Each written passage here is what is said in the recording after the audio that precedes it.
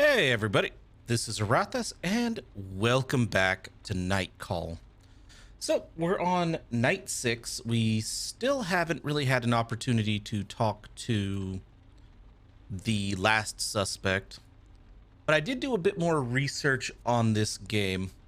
And I guess you could almost call this game to a degree, you could almost call this game one of those roguelike style. Because apparently your progress with each of these people actually saves between playthroughs, and the killer is always the same, depending on the case, right? So every time you play the judge mission, the killer is always going to be the same. So information you get in different playthroughs you can use to help, solve it if you mess up the first time, like I did. But that being the case, well, based on the only reason I wouldn't call it a visual novel, I mean, it is mostly a visual novel in the play style. I was talking more along the case of progression. Now, to be fair, I haven't played a visual novel in forever, Stahor, but progression isn't really a thing in most visual novels beyond like just progressing the story. But again, it's been a long time. So let's see. I think this is the only one we haven't talked to out of this lot. But yeah. So finding that out about the game, the fact that the killer is the same in every case, I would say that there was an issue in our first playthrough, simply because yeah, none of the killers were marked. Even though we had, like, if the killer's the same all the time and we had 4 killers and none of them were triggered, I think you do have to have compelling evidence, not just, oh, we have a lot of evidence, so I missed something. Well, I'd be interested in checking that out, actually, Stahor. I mean, if there are visual novels that use progression like this, or hell, I've heard there are some damn good visual novels these days. I mean, I'd be more than happy to try them out if anybody's got any recommendations, provided they're not the visual novels you see on Steam and other sites that, like, will get my ass banned.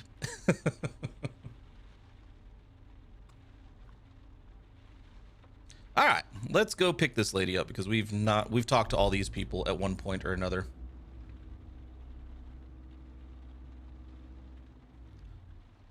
Oh, these are the ones that were looking for a donor. All right, we've talked to all these people before. The 2 women getting in the cab give you their address. They say nothing as you start the car. This is the one where this lady's ridiculous and thinks that personality is carried by DNA. The faint scent of alcohol hangs in the air. They've been drinking. After a moment's silence, the younger of the 2 breaks the silence. So, what do you think? About him? Who else? Of course him, not the bar. Well, I'm not sure. A strange sound escapes her. She sighs. He seems pretty dumb. Dumb? How so? Dumb as a doornail, all but staring at himself in the mirror over the bar when he went to get drinks. But does that matter? No, not really. He's got a good body, good looking, lots of energy. He's got sort of an animal vibe, a little like a panther. I really like that style. You really like that style? The passengers exchange a look. The older of the 2 gives her friend a smile. You know exactly what I mean. They reach for each other's hand in the back seat of the car. The gesture is full of tenderness. A moment's silence. The older woman clears her throat. What about you? What'd you think of him? Well, if I remember the story correctly, he's a bit of a douche. The young woman gives herself a minute to think. I don't know. He was heavy, too sure of himself, and he spends too much time at the gym. Did you get that bit about... Yeah, please, that innuendo about sexual performance? A short, mocking laugh escapes her. He was pretty heavy-handed with all his expertise on yoga and orgasms. True, though.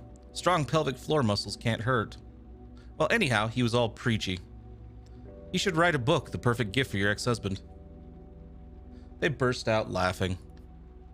When the laughter dies down, the younger of the two resumes talking in a more serious tone.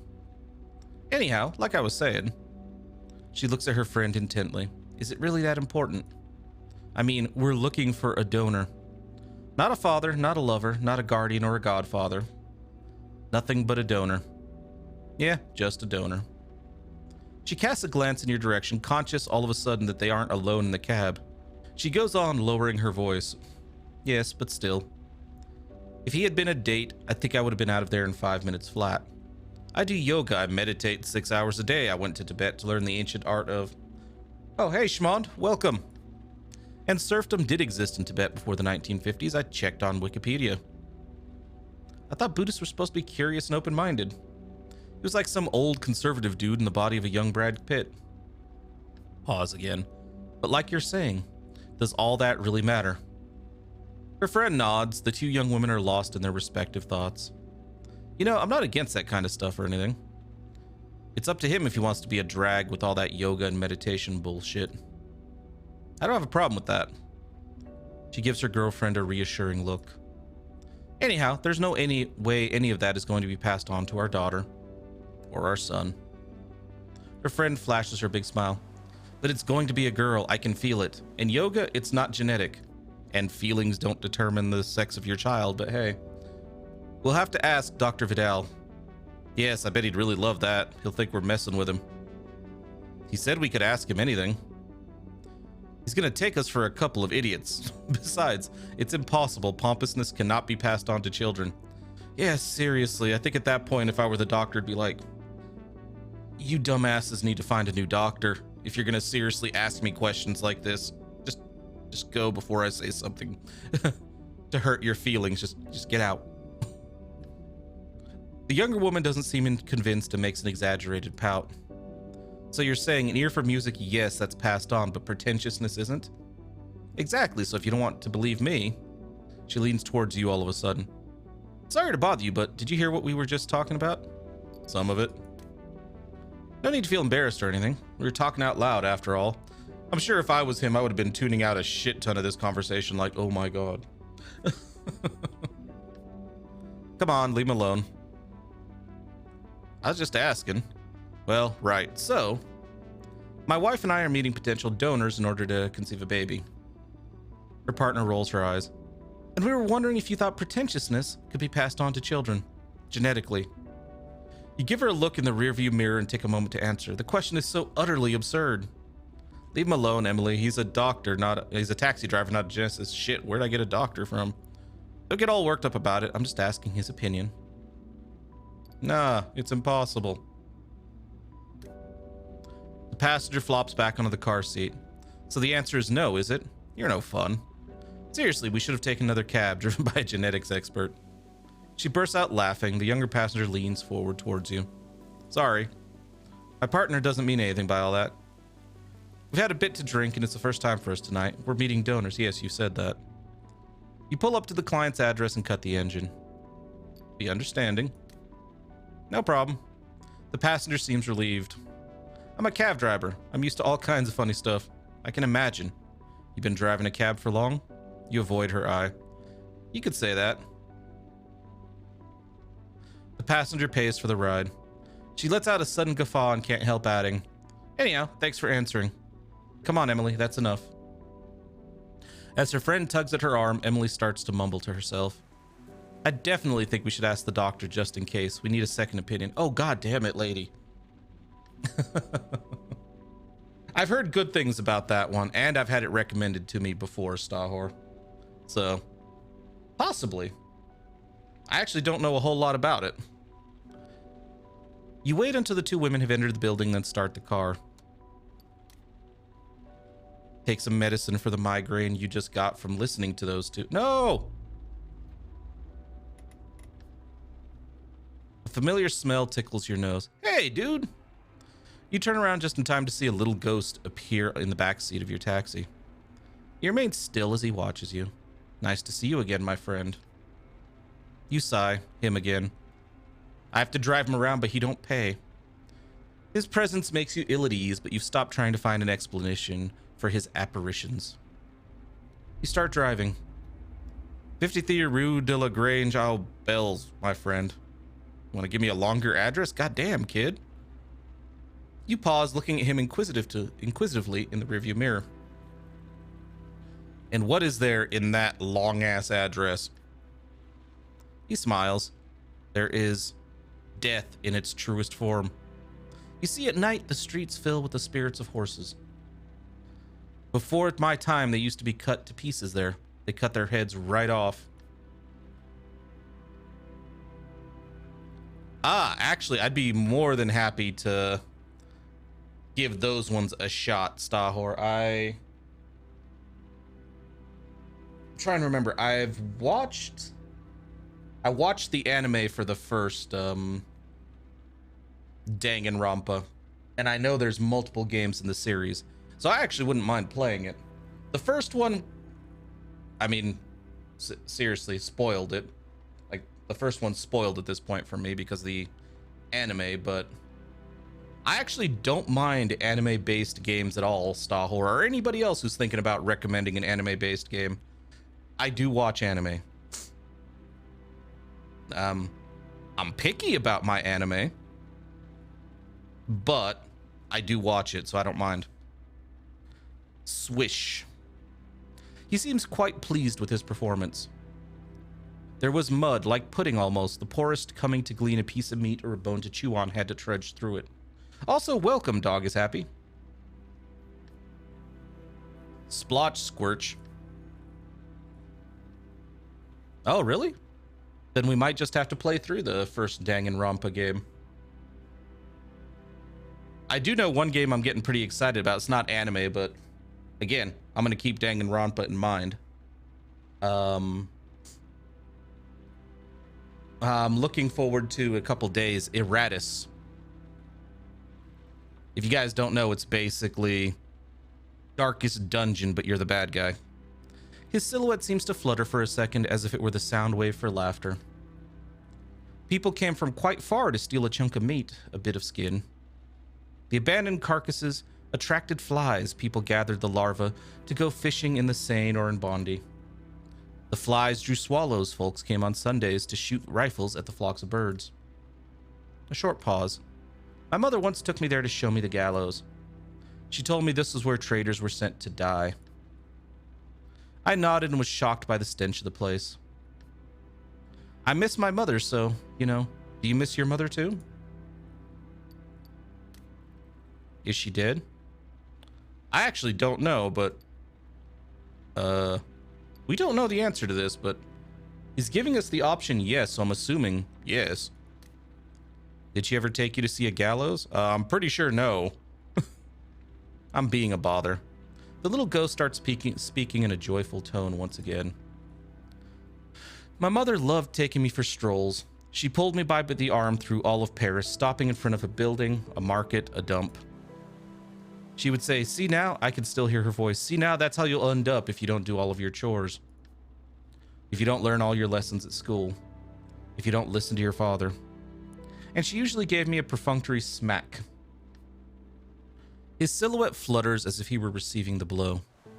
Stop here. The horses are angry this evening. Something is getting on their nerves. He sighs. His presence is making you feel particularly ill at ease. My mother never understood why I joined the comrades, the commune, the cherries. His silhouette starts to flutter. She thought I was being young and stupid. The fluttering intensifies. You can barely make out the little ghost silhouette. Barricades, dead horses, hanged. His silhouette freezes. He looks over at you. I personally think I'm lucky to have died for something I believe in rather than to live for nothing. A shiver runs up your spine. Like you.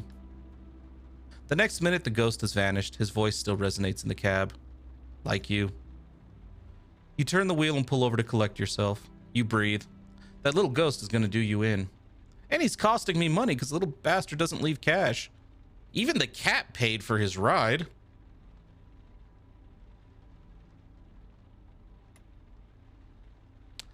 I don't remember you. Let's go talk to you. It's better to die for the Emperor than live for yourself. Eh.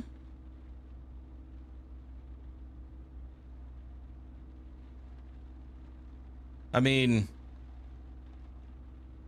you don't really have much of a choice in that scenario, Star. Game?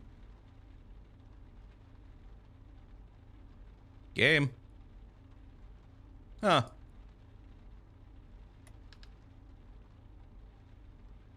Well, game appears to have glitched out trying to talk to that dude.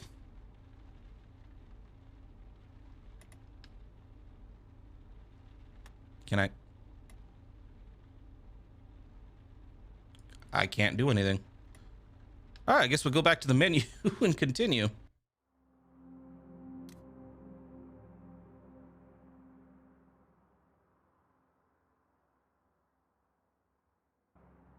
All right. Try that again.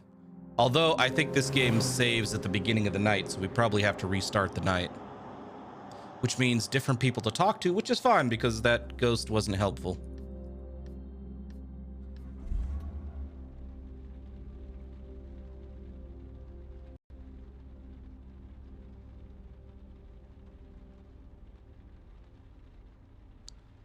I think the closest non-failed relationship we've seen, or healthiest relationship, is probably those two that were there was the journalist, yeah.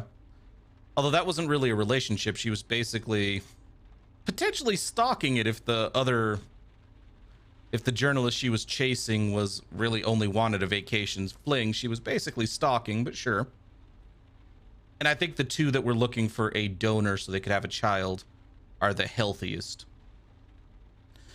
To be fair, we don't run into a lot of relationships. So, yeah. Well, here's one, I'm going to assume. Let's talk to these people. We'll see.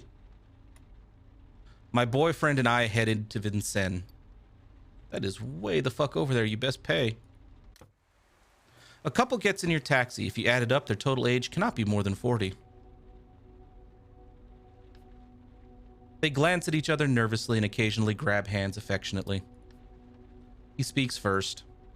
Despite being built like a tank, his voice is soft and a bit hesitant. Vincennes, please. You detect a southern accent. Do you have an address? The castle? She gives him a look and he tries again. The metro station, actually. You start driving.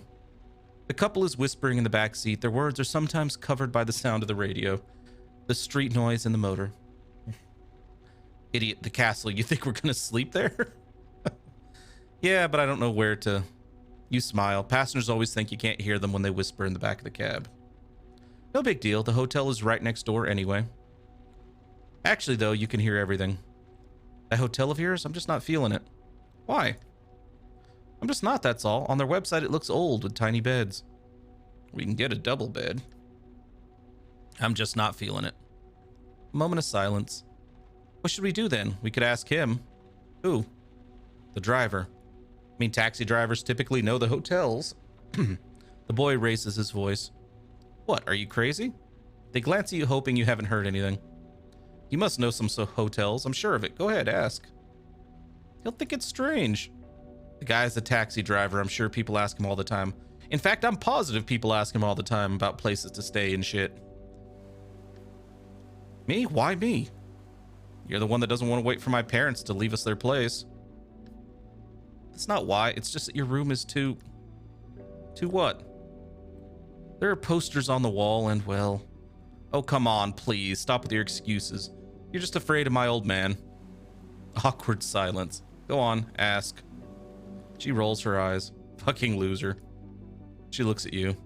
Hey, sir? Should I make them really uncomfortable and just be like, I know, you're looking for a place for the night, right? We'll pretend I was minding my own business. Yeah. So here it goes. We need some advice. My boyfriend and I are looking for a hotel in Vincennes. Something not too pricey, but clean. With a double bed. No one cares about the double bed, Antoine. He doesn't give a shit. You shouldn't be doing this. Fuck you. They can do what they want. They're adults. I know a few places in Vincennes. Is it safe? You nod.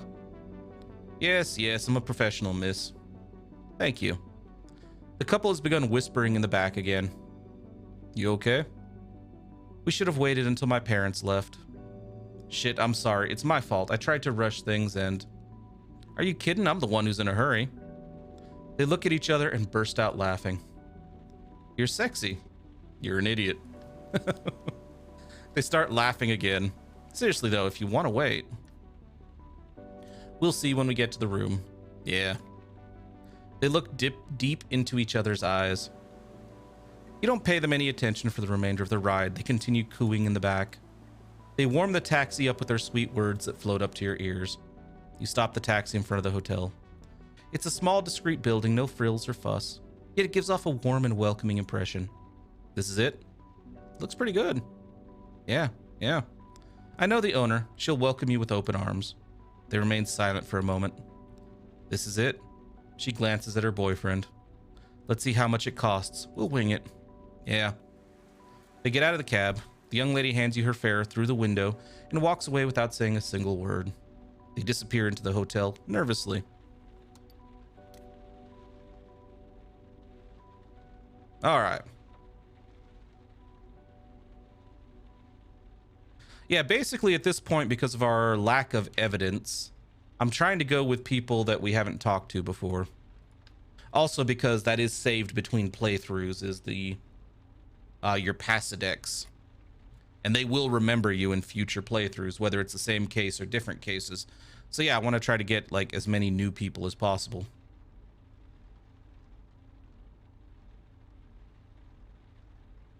Heading home. All right. The passenger who enters the cab is a regular. Her name is Ade. She's a psychic who occasionally goes home by cab. She slips into the back seat, her earrings jingling softly. I was about to say she's a con man then, but can't really discount the supernatural in this game. Considering the cat that's smart enough to understand us and take the train and pay us. The ghost. The time traveler. The hallucinations. Potentially Santa Claus. Yeah. She smiles and gives you her address. You start the engine. You know, she's waiting for you to look up at her in the rearview mirror. I did a reading for you, for your story. And I'll take any information at this point. An almost imperceptible smile flickers across her face. Round one, Ade. Well, I drew cards for the judge. His name is related to one of the cards, Judgment, which suggests understanding and open-mindedness, an element of unpredictability too. But I didn't draw Judgment, I drew the Sun. It's a positive card. It represents warmth and success, happiness. She nods her head. Whoever the killer is, it's not about money, it's more of a kind of... The word may seem strange, but I see it as a kind of consecration. It's about success, a job well done. Oh. He or she, by the way, I don't know why, since there's something feminine in the draw. I'm sorry, none of this is very useful, is it? Everything's useful, Ade. Every bit of information counts, really. She watches closely, you, for a moment, her head dipping slightly. Okay, typos. When this whole business is over, will you come around for dinner with us some night? Us? Yes, me and the boys. I think it's time to start over. What do you say? Tell the truth. I mean, we should probably do that one because I'm curious. I don't think it's a good idea. It isn't, but after all this... I don't think so. What are we going to tell them, huh? This is your uncle. You haven't seen him since he was...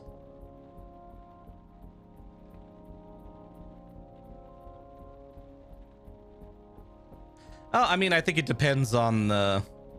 I think it depends on the psychic. I mean... I understand some of them fulfill that role, but... There's a lot of ones in my, you know, in over here that, you know, completely rip people off. This is your uncle. You haven't seen him since he was... You stop short, a gnawing feeling in the pit of your stomach. You're right, maybe. Sorry I asked. You don't have to apologize. It's my problem, not yours.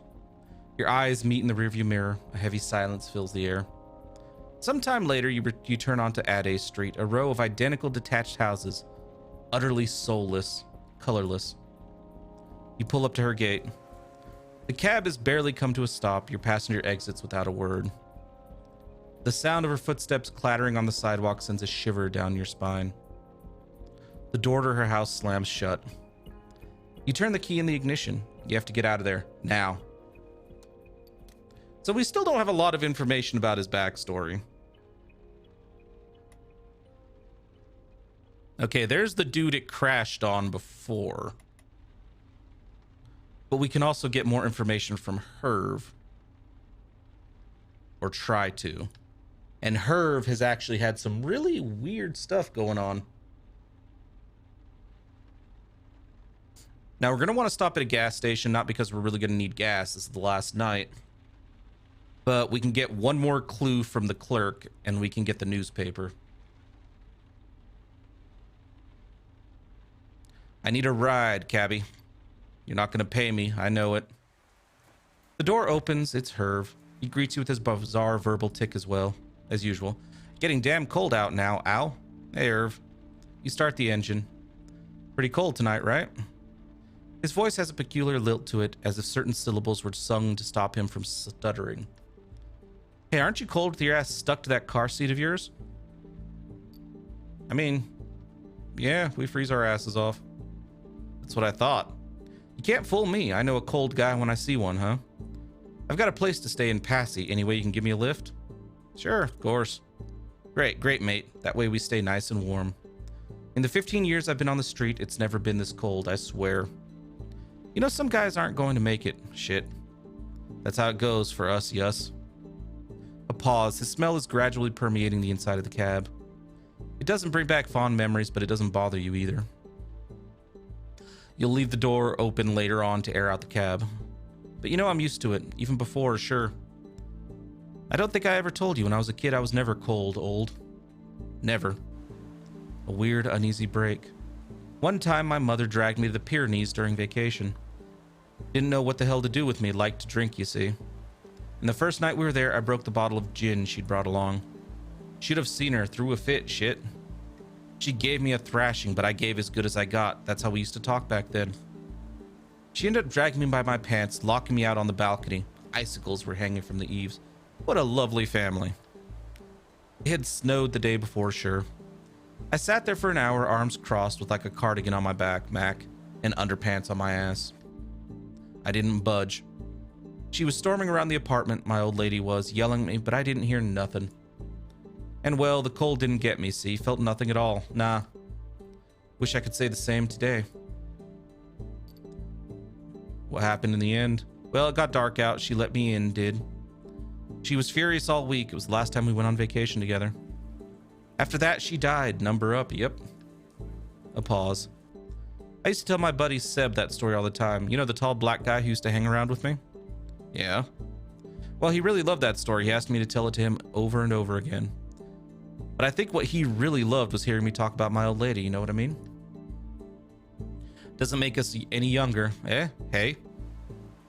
The cab pulls up to the shelter in Passy. Fuck, the last time I was here, there was a protest out front. A bunch of guys from the neighborhood who didn't want us to squat the place. They were yelling their heads off, sounded like a bunch of goddamn sailors. Yeah, sailors. So I guess even those rich dudes have balls. He exits the cab. Thanks, man. I know I can count on you. Good luck. He rubs his hand together and walks toward the shelter. Yep, no pay from him again. Like, seriously, we are having absolutely shit luck getting that last dude. The cop.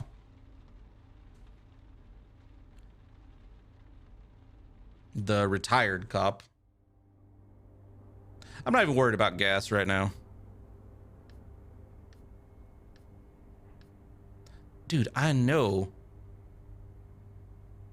You don't quite know why, but Parisian gas stations are always frightening.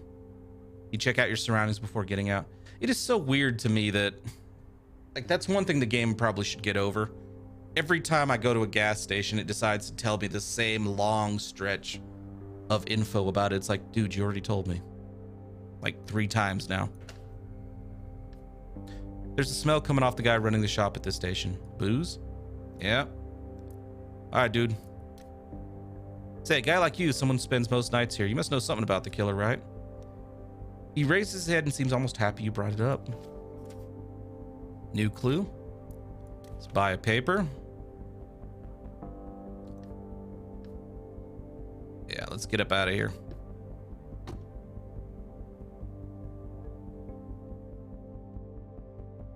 See if the people changed. They did, but not to anybody useful to me. That's the Yakuza dude. That's Santa. Yeah. Well, let's read the paper. It's a photo of an important French athlete, a well-known tennis player. He's just been arrested in Switzerland for embezzling millions of euros in image reproduction rights. You sigh. You turn the page and stop. You've read about a third of it. It's a tiny article in the corner of one page. Ongoing protests in the small South American country of French Guiana have been paralyzing the territory for 2 months. You'd heard nothing about these protests. You have about a third to read. Read the whole thing. And it's an article about the recent police leaks incident that retraces another data leak. 2 years ago, a bunch of confidential police documents were accidentally released. I think you can, yeah, Stahor. Documents about Ronan Besson, Charles Bougrain, and Simon Gorodish are the judge's first 3 victims. Intriguing. You shut the paper. It'll end up in the trash tonight. Wait a minute. We're getting contradicting information again.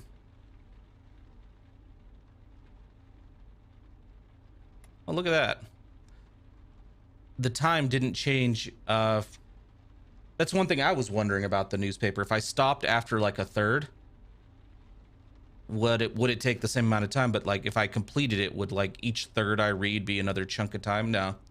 Reading the whole newspaper in one sitting takes as much time as reading just a third of it. So, okay.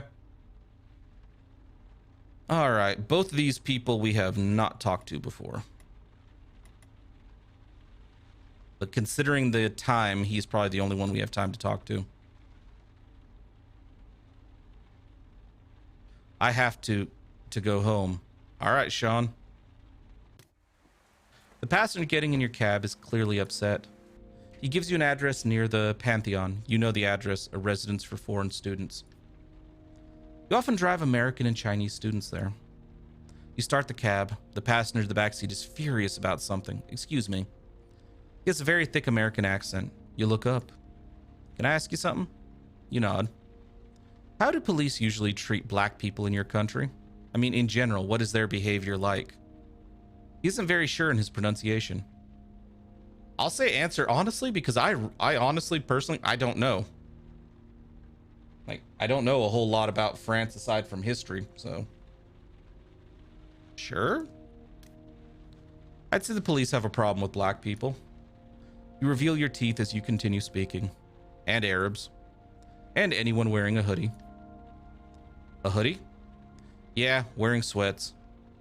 Yeah, if you dress like someone from the poor neighborhoods, they give you a hard time. What does Raquel mean? I have no bloody clue. It's a new word to him. You shake your head. Well, it's a word with sort of negative connotations. Negative? Yeah, definitely. He gives you a little smile. Now I get it. They thought I was lowlife, a Raquel. I'm honestly positive I am mispronouncing that word. Even with your accent? Well, they didn't seem to understand me very well, or maybe they thought I was making fun of them. He sighs. You give him a second to catch his breath. His anger seems to be letting up. Everything all right? He gives you a strange look. I don't know. I'm not feeling well. He takes a deep breath. Look, I'm sorry. I shouldn't have jumped on you with that question like that. Don't worry about it. This afternoon after school, I got mugged in the metro by some guy. His voice drops to a whisper. Ah. Yeah, I've heard of that movie. I skipped it, but I have heard of it, so I should probably watch it then. His voice drops to a whisper. He was the same age as me. He stole my money and phone. He raises his voice a little. Luckily, I still have my credit card and my papers.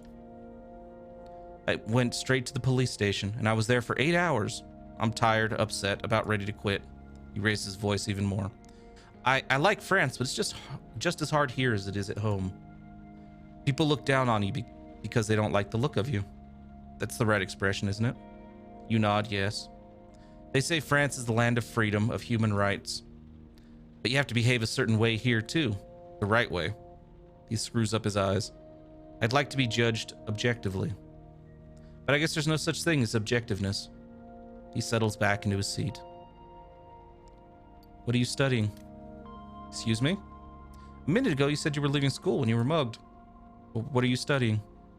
I'm studying to be a mime. Pause. Go ahead, say it. I didn't say anything. No, but go ahead, I'm used to it. I'm not going to make fun of it or anything. I just didn't know mime schools existed. He gives you a big smile. Imagine when I moved to France to study it. My American friends are still having a good laugh. What exactly are you learning to do? Acting technique, stage production, makeup. Anything related to the art of mime, really.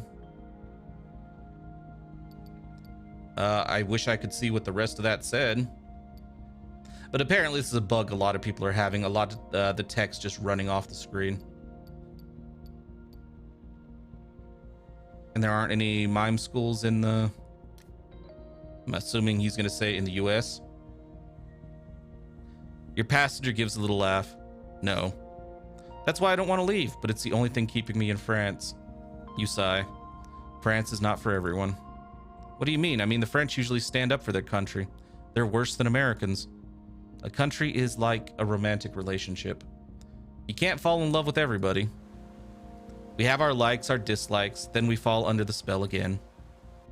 He's watching you. Are all cab drivers philosophers like you? You flash a smile. I don't think so. The passenger gives a little laugh, then his eyes glaze over with an expressionless, perhaps even sad look. Thanks, man. It was good to talk to you. He slipped into the informal two form, no doubt by accident. I have a hard time controlling my anger sometimes. That's why I had trouble with the police today. How so? Well, to start, they made me sit in a room for hours with a woman who was clearly a prostitute. They didn't want to take my statement. They didn't want me to file a complaint. I had to insist. They made fun of my studies, but I'm used to that. A small smile appears at the corner of his mouth. And then when I started to get a little mad when I mentioned the American embassy, they said if I wasn't happy here, I should go home. You know, I gotta say, this game does not portray the Parisian police force in even a remotely positive light. I mean, you have the ones that were messing with that dude we talked to earlier, saying, oh, there's no way, you know, basically, there's no way this, you know, poor dude could possibly be reading a book, so who'd you steal it from? There's the one trying to set us up to take the fall for a crime we didn't commit if we don't solve the crime for her. There's two cops that could potentially be vigilantes. There's these cops that make fun of a dude who's trying to, you know, his course of study when he's trying to report a crime. Good Lord. Certain innuendos were a little... When I got out, there were no more metros, so here I am telling my life story to a philosopher cabbie.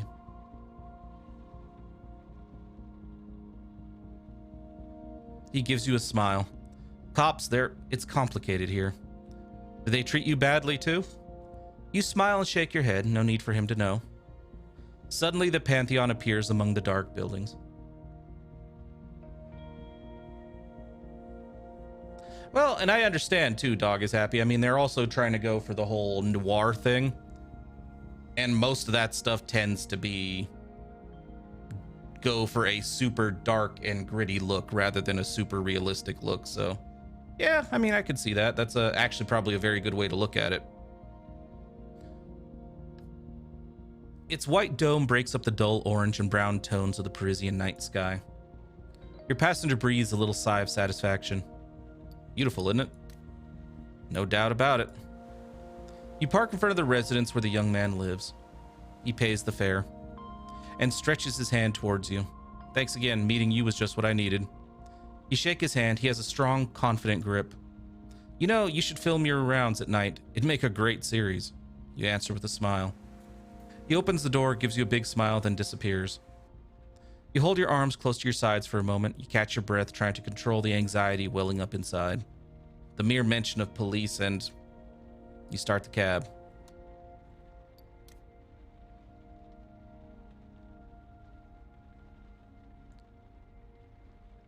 That's it.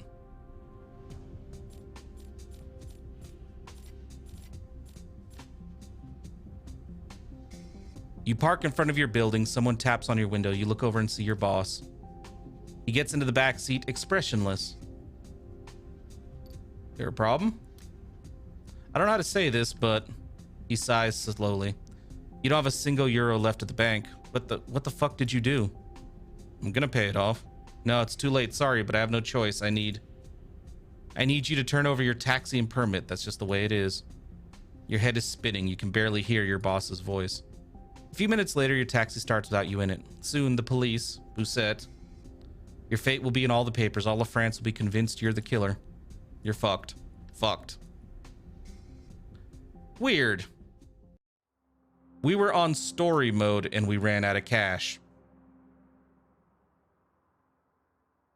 Well, I've come to the conclusion, at least for future playthroughs, that I should not waste any time with Herve. I want to know more about his story, but I'm going to spread Herve's interactions over multiple cases, because he costs me a shit ton of money.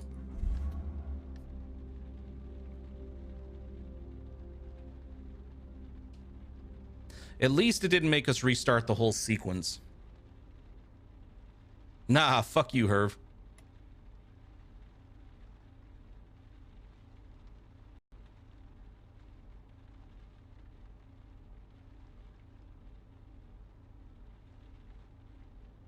I can definitely understand that dog is happy.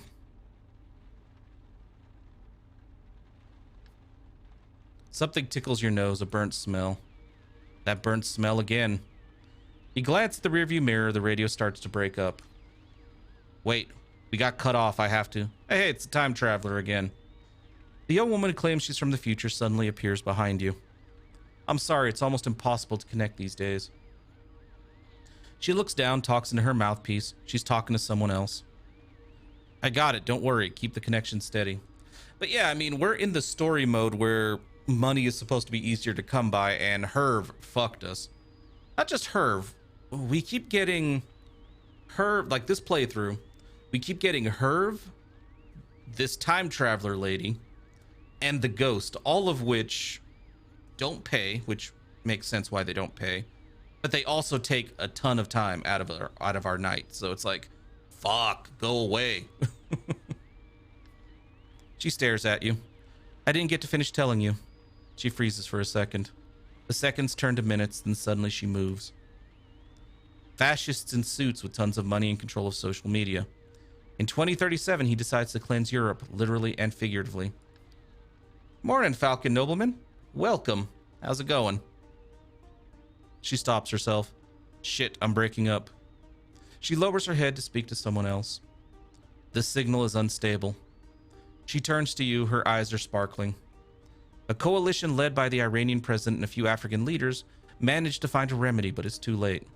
The human race has been almost entirely decimated. So this lady has talked about, like, I think she's screwing with us. Because she's talked about, like, a plague killing everybody.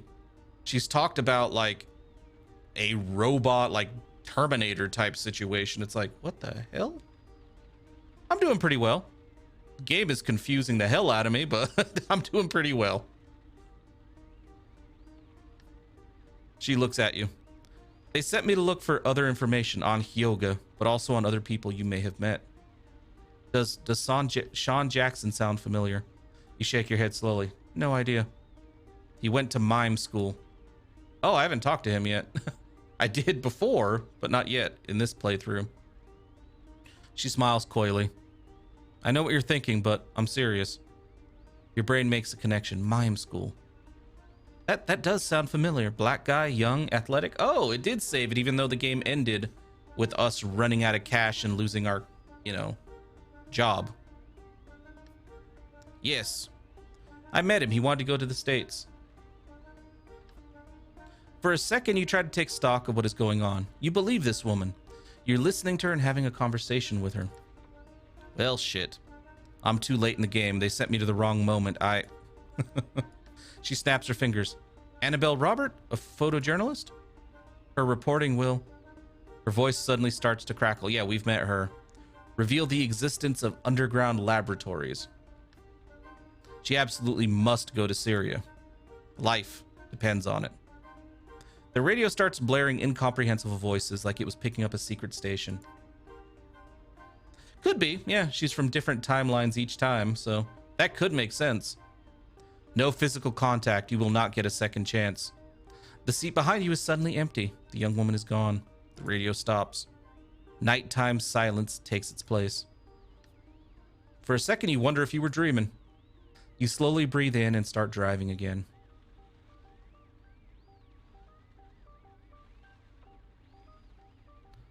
Let's see.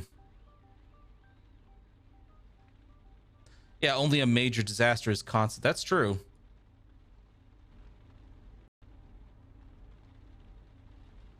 Okay.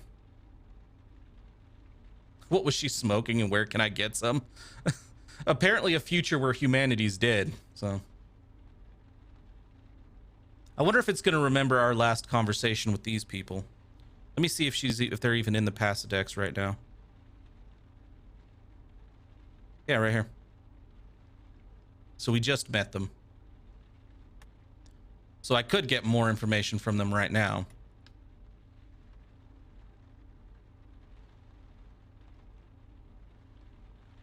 Talk to a gas station clerk? Yeah, we should do that. I think this will end next to a gas station. The two women getting in the cab give you their address. They say nothing as you start the car. A faint scent of alcohol hangs in the air. They've been drinking. So, what do you think about him again? Who else? Of course him, not the bar. Well, I'm not sure. A strange sound escapes her. She sighs. He seems pretty dumb. Dumb? How so? So she's going to repeat it completely? Like a panther. All right, yeah, we had this conversation like... Yeah, we're going to fast forward this one. We've had this conversation already with these exact people today.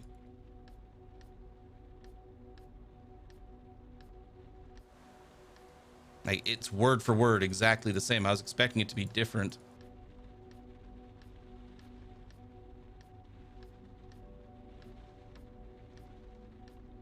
It's weird that it can be word for word if it still saves all their previous conversations in that Passadex.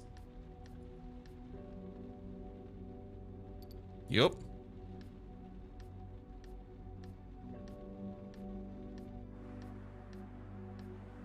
Yes, we get it. You want to know if pretentiousness can pass through genetics.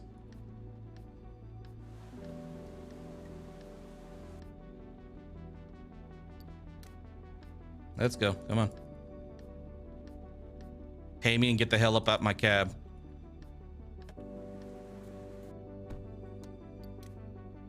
I shall take that money. She's new. Let's see. This is a dude who was on the reality show, and they apparently cut the show to make him look racist. This is the fear-mongering politician. This is the dude whose dad is dying, or is dead, who always like basically put him down his whole life. This is the psychotic poet who's always screaming in our cab. And that's the DJ. So we've never seen her before. But we also want to talk to a clerk at the gas station. No, this is the other politician. This is the one who we had that talk of, like, this is the one that triggered that conversation in chat a couple days ago about the electric cars, because he was calling them a major menace because they didn't, you know, they didn't make noise and it's going to kill thousands of people. And so we should ban electric cars and that kind of thing. Yeah, that one. I think we'll talk to the new person first. No, I don't mind. See, that's the thing, is I don't mind if people have conversations about topics like that. And hell, I don't even really mind if people have conversations about, like, I know it's taboo for a lot of people, especially streamers, to say this, but I really don't mind if people have conversations about that, or hell, even politics, as long as people are basically polite and respectful about it to each other. Like, as soon as it starts turning into, like, you know, people throwing slurs and insulting and all that kind of shit, that's when I draw the line. If it's just like, you know, polite conversation, then I don't mind at all. Your next passenger has that overtired look worn by so many young Parisians. She's apparently twitchy too. She collapses into the back seat and mumbles an address on the other side of the city. And for the record, you and everybody involved in that conversation a couple days ago were perfectly fine. You start driving. You discreetly watch her in the rearview mirror. Her face looks familiar. Maybe she's famous. Maybe you've driven her before. After a few minutes, you decide she must be a babysitter. Young, not necessarily wealthy, an expression of utter boredom on her face. You often pick up this kind, especially in nice neighborhoods. You sense your passenger wants to talk about the killer. It's simple. Since the first murder, everyone thinks they know something. Everyone thinks they saw something. And this passenger is no exception. The hell? Oh, she gave us a little thing about the serial killer. That's right, a lot of them do. Having a good evening? She raises her head. Yeah. She falls silent again. The silence lasts a few seconds. Out your window, Paris is just beginning to fall asleep. Occasionally, you catch her glancing discreetly at you, like maybe she recognizes you too. Several minutes go by before she dares to break the silence. May I ask you something? She leans forward slightly. You and I have already talked. You may not remember, but I was babysitting for an Iranian family, and she leaves her sentence hanging. Of course? She smiles, though her eyes tell you she's not entirely sure you're telling the truth. It's not at all the same situation anyway. These are new clients. Okay. And I think I'm in love with the father. Oh, hell. You speed up unconsciously. In love? Yes, in love. She smiles at you, then looks quickly outside at the road. It's late. A few pedestrians are walking up the street, heads buried in their coats and scarves. I can't stop thinking about him. There's something warm about him, about the way he moves. He's so sweet. A bit distant, maybe a bit disconnected. Think you have a chance? She shakes her head. No, not in the slightest. He loves his wife. It's obvious he loves her. I can see the love in his eyes when he looks at her. Same with his son. No chance whatsoever. She snickers. It's not really my style to fall in love so easily. Actually, that never happens to me. I've had a few boyfriends, one girlfriend, nothing serious, nothing, no real attachment. But this... She opens her eyes wide. She's speaking herself more than to you. Her fingers slide over the window as she leaves a message you can't see from the front seat. That's why I left him a message tonight. Oh, god damn it. A message? Yes, a letter. That I slipped into his coat pocket. Lady! You know he loves his wife. You know he has a fucking happy family. Keep that shit to yourself. Her eyes start to wander again. She's elsewhere. He used to play rugby. He's got an amazing build. He's got a bit of a belly now, and it pulls on his shirt buttons. Her eyes twinkle. I love it. It makes me melt. When I close my eyes, I picture him. She stops as if she'd only just realized she wasn't alone in the taxi. I killed his wife and son and written in their blood a love letter. Good God. No, it's not courageous. Fuck that option entirely. Top one. What if his wife finds the letter? So be it. I'll find other kids to sit for. It'll be a bit sticky since the babysitting world in Paris is so small. She smiles, a little for herself and a little for you. You can't quite tell if she's being sarcastic or not. I just had to give it a try. I want him to hold me, to hug me tight. A wave of sadness washes over. I don't give two shits if you're sad about this situation. You the bad guy here.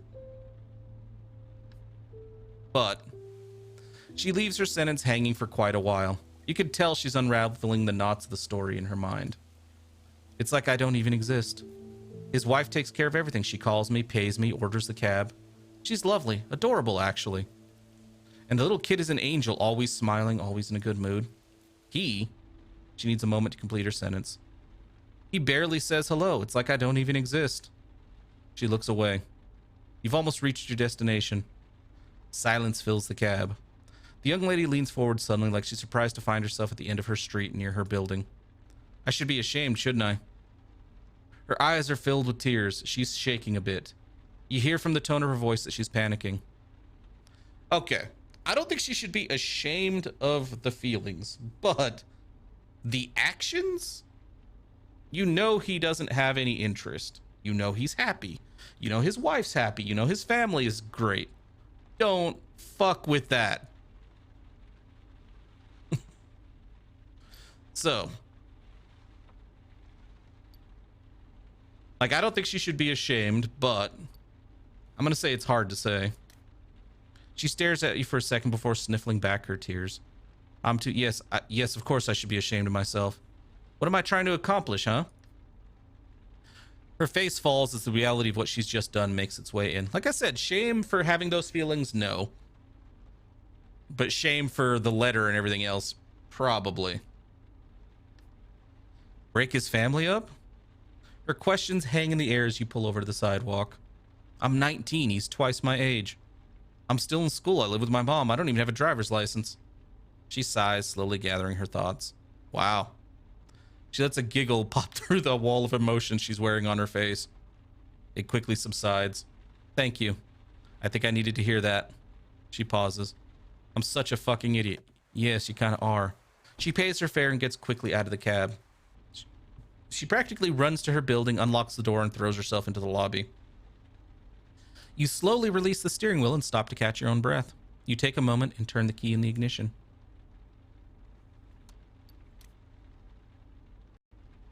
Yeah, I just realized that'd be one way to... Okay, that's another person we've never talked to.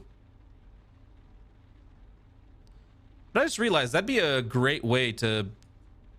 You could easily manipulate and cheat the system. If you, on night 6, just don't have a lot of money, and every time you fail and get fired, you get to restart night 6, talk to different people until you get the evidence you need. Yeah, I want to go to the gas station. I don't want to talk to him. I think out of all these people, him and... That's the only dude that can really help me. Yeah, well, the paper doesn't always have a clue. I think it's randomized, Stahor. Oh, here we go.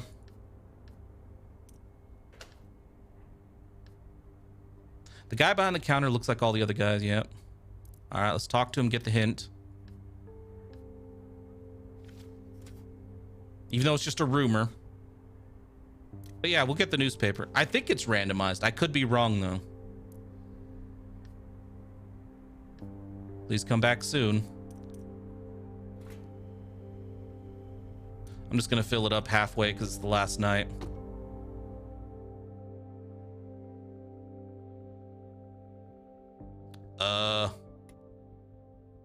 What the bloody hell is that?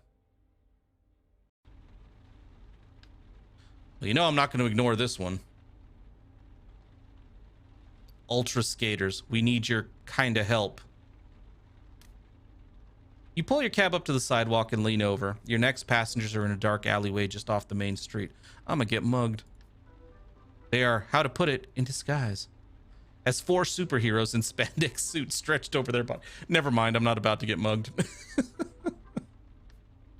They remind you of a show from your childhood. Call to your passengers. You roll down your window and call to your passengers. One of them, dressed in pink, looks up. He or she staggers over to the taxi. and makes an attempt to poke his or her head through the window. The helmet bangs against the metal frame and they groan in surprise. Ultra Pink, you our driver? It's a he, and even with his helmet on, you can smell the stench of booze on his breath. Yeah. He turns around in his pink suit. Hey! The rest of the group turns around. It's our cab.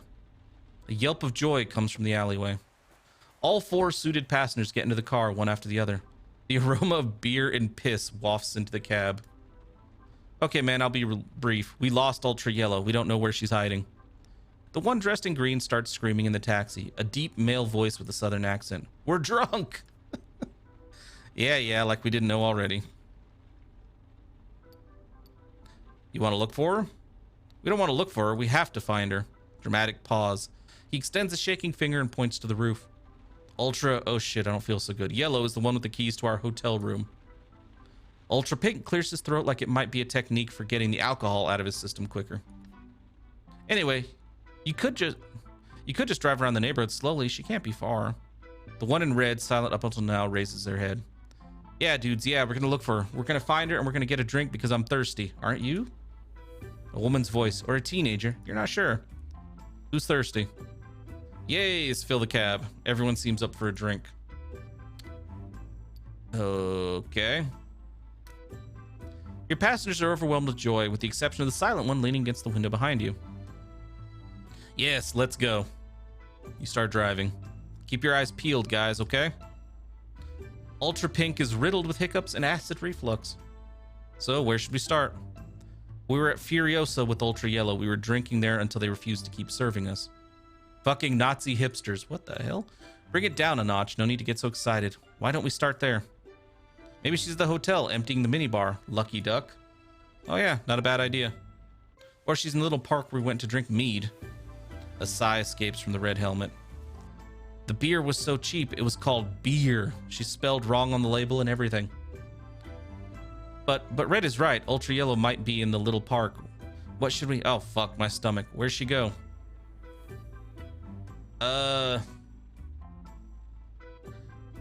Based on... I can see it being the hotel or the little bar. Maybe she got sick of all these drunk bastards and went home.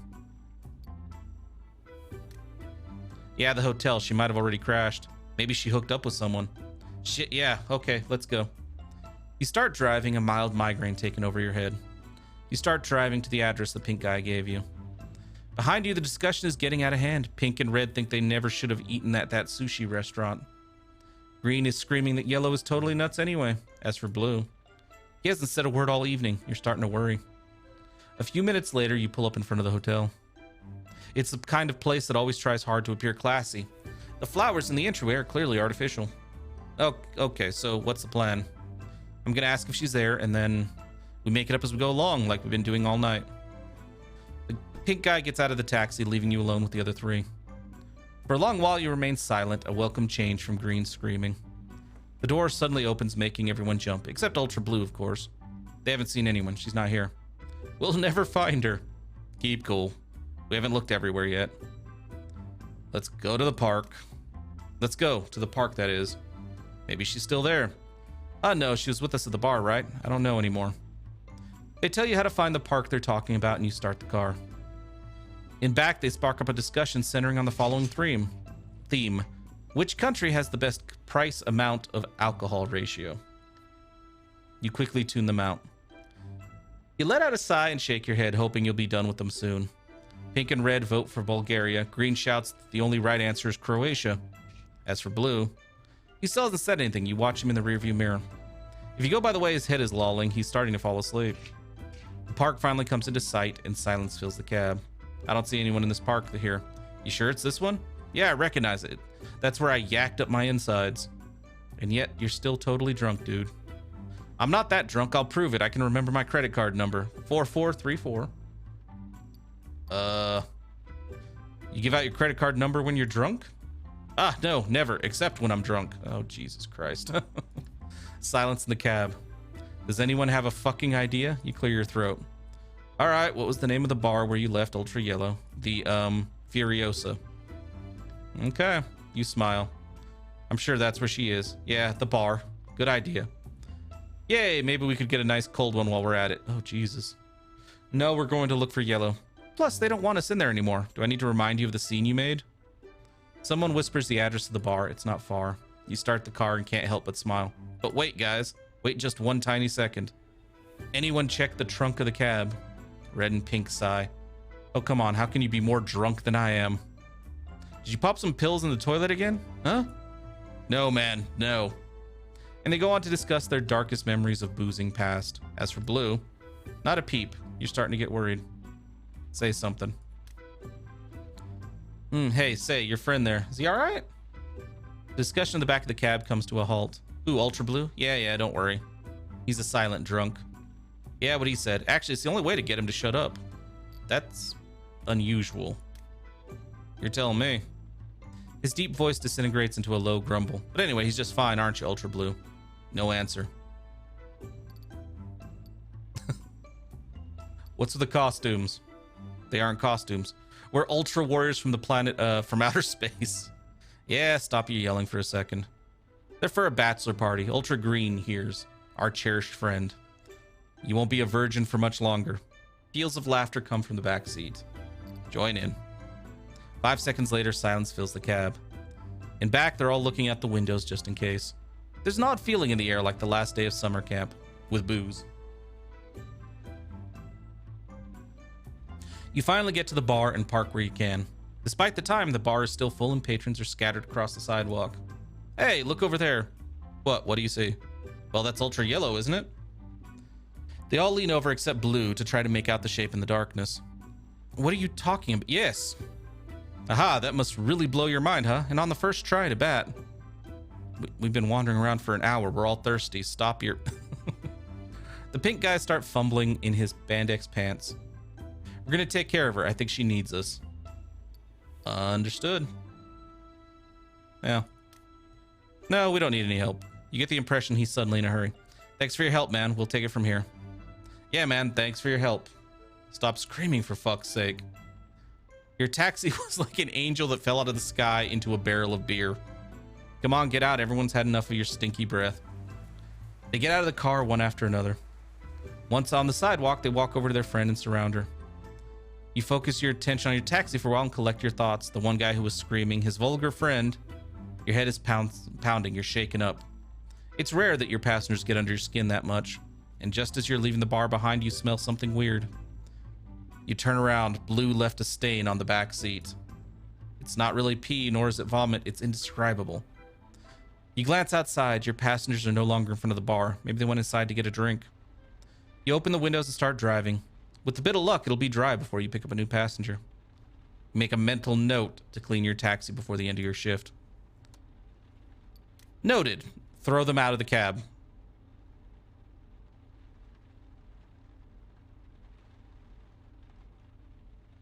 Yeah, none of these people. Well, he's new, but let's read the newspaper.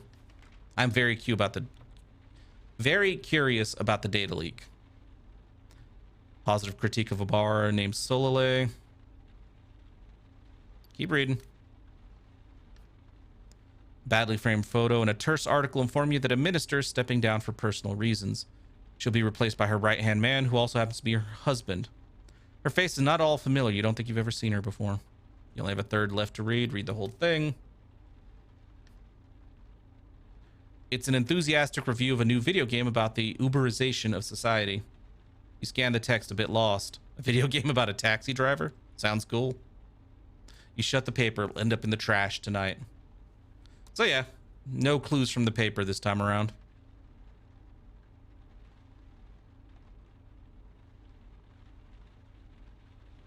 Seriously, you guys couldn't give me the last cop at all. Well, he's new. He's the only one of these people we've never talked to before. So let's at least get him started.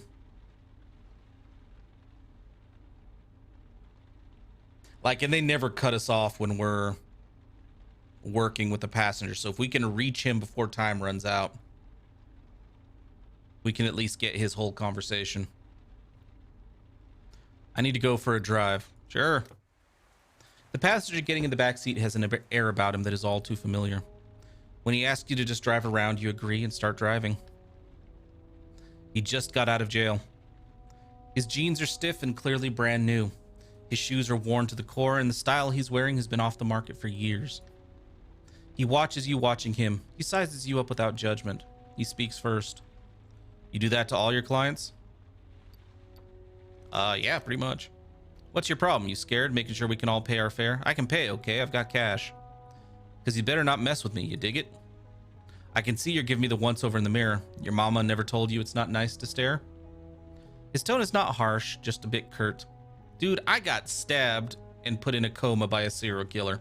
I'm gonna size up every motherfucker that gets in the back of my cab. Something about his voice, the way it drags, the heavy Parisian accent, brings you back to the 70s and 80s. And don't take it the wrong way. He stares at you in the mirror and says nothing more. Then at long last, hey man, sorry. It's been a long day. No harm done. I'm hungry as hell and I drank too much. He pauses. Something about his behavior draws your attention. Something wrong? He stares at you a second before grinning. It's just that it's been ages since I ate in the city. Food is all too sugary, too fatty. There's something syrupy about it. Makes me want to puke. That's not the worst, seriously. He closes his eyes like he's thinking really hard about something. It's the noise. It never stops. The motor there, it's like a plane coming down for landing. Your passenger stares at you, sees in your face that you're safe to talk to, that he can trust you. I actually went to the library earlier to take a break from all the racket. I wandered through the bookshelves, didn't know what to read. I used to read a lot, I think. Not now, though. I've never heard of any of this stuff. The names on the book covers, magazines and newspapers, it's all way too different. He pulls something shiny out of his pocket, a key. Hey, there any way you could drive me over to St. Lazare? You nod. My mom will probably be pretty freaked out to see me, but at least out there won't be nothing but the wind, the grass, the bubbling of the coffee machine. Rain starts banging on the windshield. Glad I'm in here. He pauses. My mom feels guilty. She blames herself completely. She thinks it's her fault, but she didn't do anything. She totally knows my cousin's the one who shot them all, but since he died too, well, what the hell? He pulls the key back out of his pocket, spins it around his fingers, and puts it away. Well, they grabbed the first loser they could get their hands on. My mom, though, she was like, nah, it must be her fault. Mothers, shit, who can understand them? Mine would have killed someone to get me out of jail. She kept sending me these letters as long as my arm, saying she wanted to trade places with me. Like, that's the way the justice system works, right? Actually, if it was, there'd be no more rich people in jail. Not a single one, just poor people. He laughs a deep belly laugh. They'd all be lining up the door just waiting to get out of jail with their pockets full of loot. Fucking idiots, man. You gotta be a total moron to want to go to prison, even if you'd be rolling in it when you got out. Can I ask you a question? Sure. I'm warning you, you're not gonna like it. You've done time, haven't you? That's how you knew I did too, right? 7 years, goddamn. Not bad. What were you in for? Tell the truth. Murder. The violent guy who hit one too many times. Well, this violent guy who hit one too many times. Did you kill your brother? Yeah, his brother was a dick, and they mentioned that his brother was violent and abusive. Okay. Been driving ever since. It relaxes me, calms me down, keeps me busy. Keeping busy, that's important. Very. Otherwise, you get into some bad shit. Or you think about getting into some bad shit. Yeah. Yep. A moment of silence. I learned things on the inside. It's good for that. Those guys, the judges and lawyers, they don't really know what it's good for. Yeah. He pauses. The guys I was in there with didn't think the way you do. You seem like a good guy. You pull up in front of the Gare St. Lazare. Your passenger doesn't budge. I can't wait to get out of the city. I worked my ass off to live here, but I'm not allowed to anymore. They never talk about that in jail. You got group therapy, advisors, psycho, whatever the fucks. They talk about rehabilitation, but the city, when it's done with you, it's done.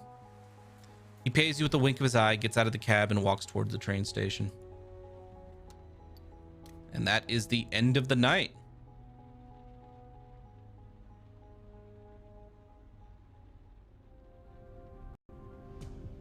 Yeah, I think you can get multiple newspapers.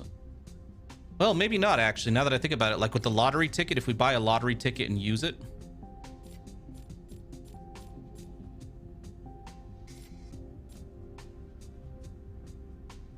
Yeah. If we buy a lottery ticket, it tells us that we can't buy, it says to come back tomorrow for another one. So I'm wondering if it's the same deal with the newspapers. Or maybe if you go to different gas stations, you can get no idea.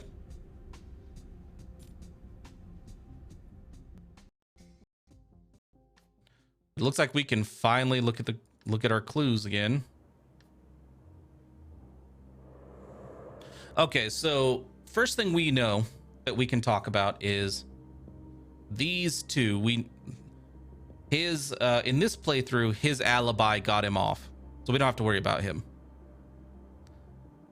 Her alibi got her off on the previous playthrough, and the killer is always the same in the judge case. Like the specific cases, it's always the same, which for the most part is kind of means if they don't release DLC or stuff, this game's got limited replayability, but we'll see.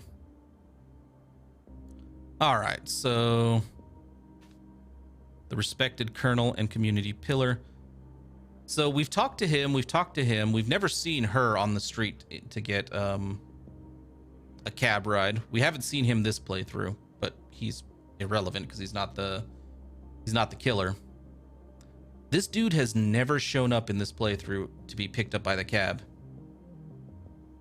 I think he did once, and on our way to pick him up, either the time traveler or the ghost showed up. Killer knew the victims or researched them. Now, the weird thing about the clue,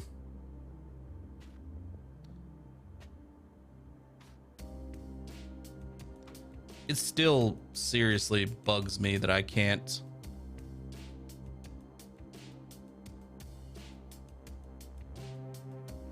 Yeah, I'm pretty sure it's not Herv.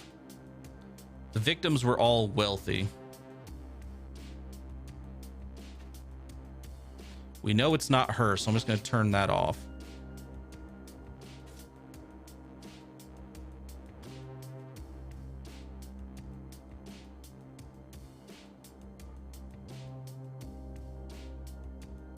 I feel like this is the dude we're looking for. Taking satisfaction in the killing for like a job well done. Let's move a lot of this stuff. Killing's not about money.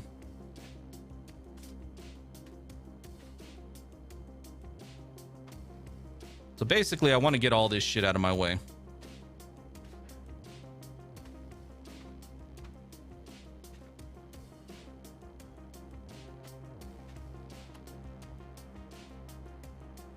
Like the killer wearing black gloves is pretty unnecessary.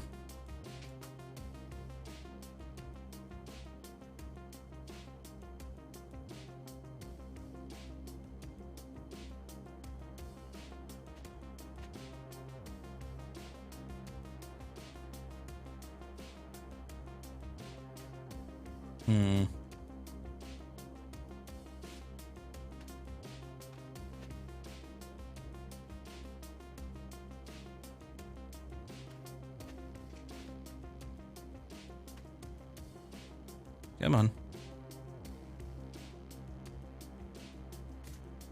Now they did again say this dude's a professional. So I could easily see it being... What happened to that one? That one kind of just disappeared.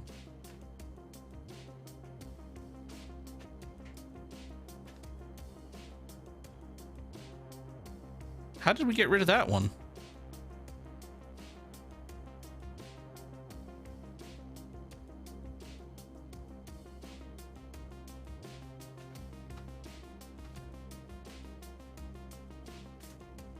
It just popped over here. Okay.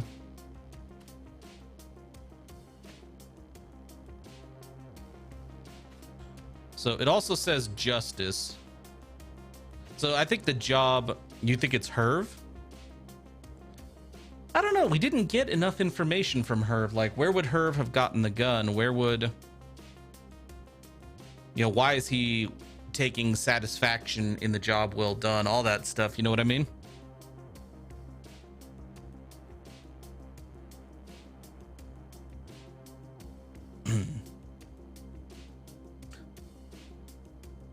So I don't know. Like, I do feel like everything's pointing at Paul Marie, but I don't know if we have enough information to get him. And I really feel like this is a missed opportunity here.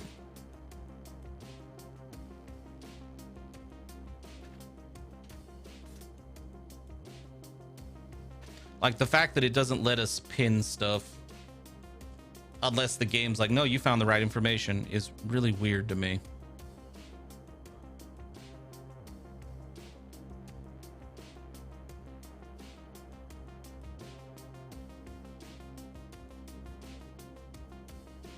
And it's so weird that some of the stuff that should pin to him, it's like a spent bullet case that could only be from... Well, it says that, but it also says that some of them were... he fought with the victim, yes. But it also says the weapon was kept in perfect shape by a professional. I can't see that being Herv. And the information we've been given was also that... like, we got a clue earlier that the killer had an odd way of walking, almost like he was like hunched over, and because of his age, it could very much be him.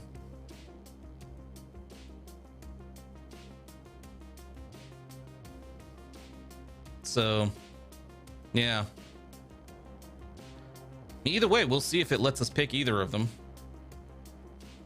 Granted, it was a clue from Herv, but so far, I don't know. Herv hasn't really given us any more information.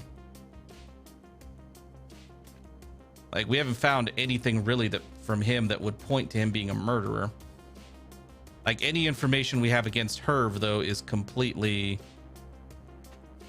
like, circumstantial, though. I mean, granted, most of this is, too.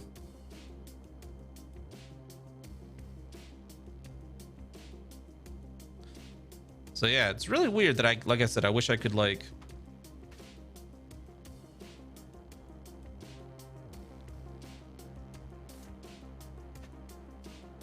Yeah, I know that was Herv's clue. I really wish I could link these.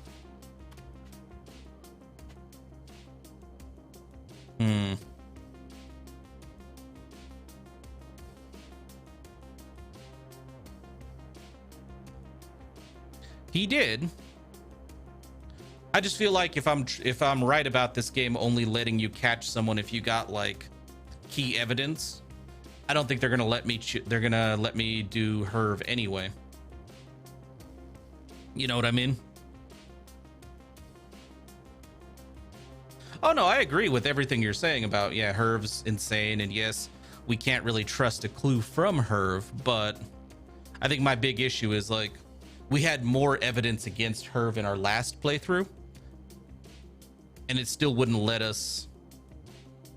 If we accused Herv, it still didn't work. You know what I mean? So even if it is Herv, I think we're missing a key piece of evidence. If it is him. Because yeah, my suspicion is every game always has to have a killer, and now that I know that the killer is the same in every playthrough, and the fact that at the end of our last playthrough, I tried to accuse him, and him, she had an alibi, and now that he has an alibi this playthrough, we know it's neither of these two. I tried going through and reloading my game and accusing all of them. None of them were the killer, and they're always, one of your suspects is always the killer. So yeah, I feel like the game's like, you can't just guess, we need you to have the right evidence. So at least that's how it seems so far. The phone rings, you take a step back. Bousette, hi. Ice cold.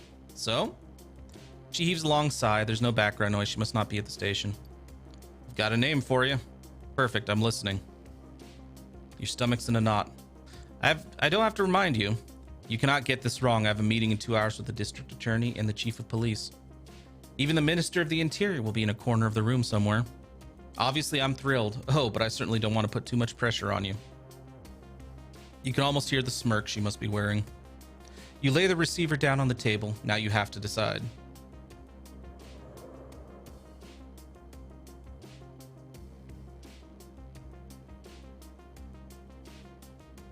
No, I can't. Also, we don't have that clue this time, but we got a clue at one point that the killer was also shorter than one. No, there it is, 1.70 meters, and he's the only one that qualifies. So maybe. Yeah. You pick the phone back up and explain your choice to Lieutenant Bousset. Why, how, the evidence, your sources. She listens without saying a word. You stop talking and catch your breath. Okay. I'll buy it. It seems like a solid choice. That's different than it was before. I can fish around a bit to vet your information. She pauses. You can almost hear her nodding. I'll call you tonight. Try to get some sleep. She pauses. No way she's going to hang up on such a positive note. No, she's probably going to. It might be your last night of freedom. She snickers and hangs up. You put the phone down. You might as well be standing in the ice-cold emptiness of outer space. You decide to go to bed, to sleep. Best way to kill time. With a heavy hand, you wipe your tired face. You slide onto the open sofa bed. The events of the day run through your head. The streets, the passengers, their faces, their problems. Your brain is running at full speed. Your body aches and you're in pain. You can tell you need to get more sleep. You glance at your investigation board. You sigh when you think that in just a few hours, it'll all be over. You'll have answers. Bousset will have her arrest. Paris will be peaceful again. But what about you? What'll you do? You shake your head and your mind wanders for a second. Your eyes close, you fall asleep. Something is bothering you, something stuck in your throat. You start coughing over and over. You lean out of bed. A black shadow creeps out of your mouth and bangs loudly on the floor. You wake with a start. Fucking nightmare. You glance at the floor, there's nothing there. You lie back down, still shaking. You open one eye. You had a hard night. Restless. You get the impression you aged 5 years in a matter of hours.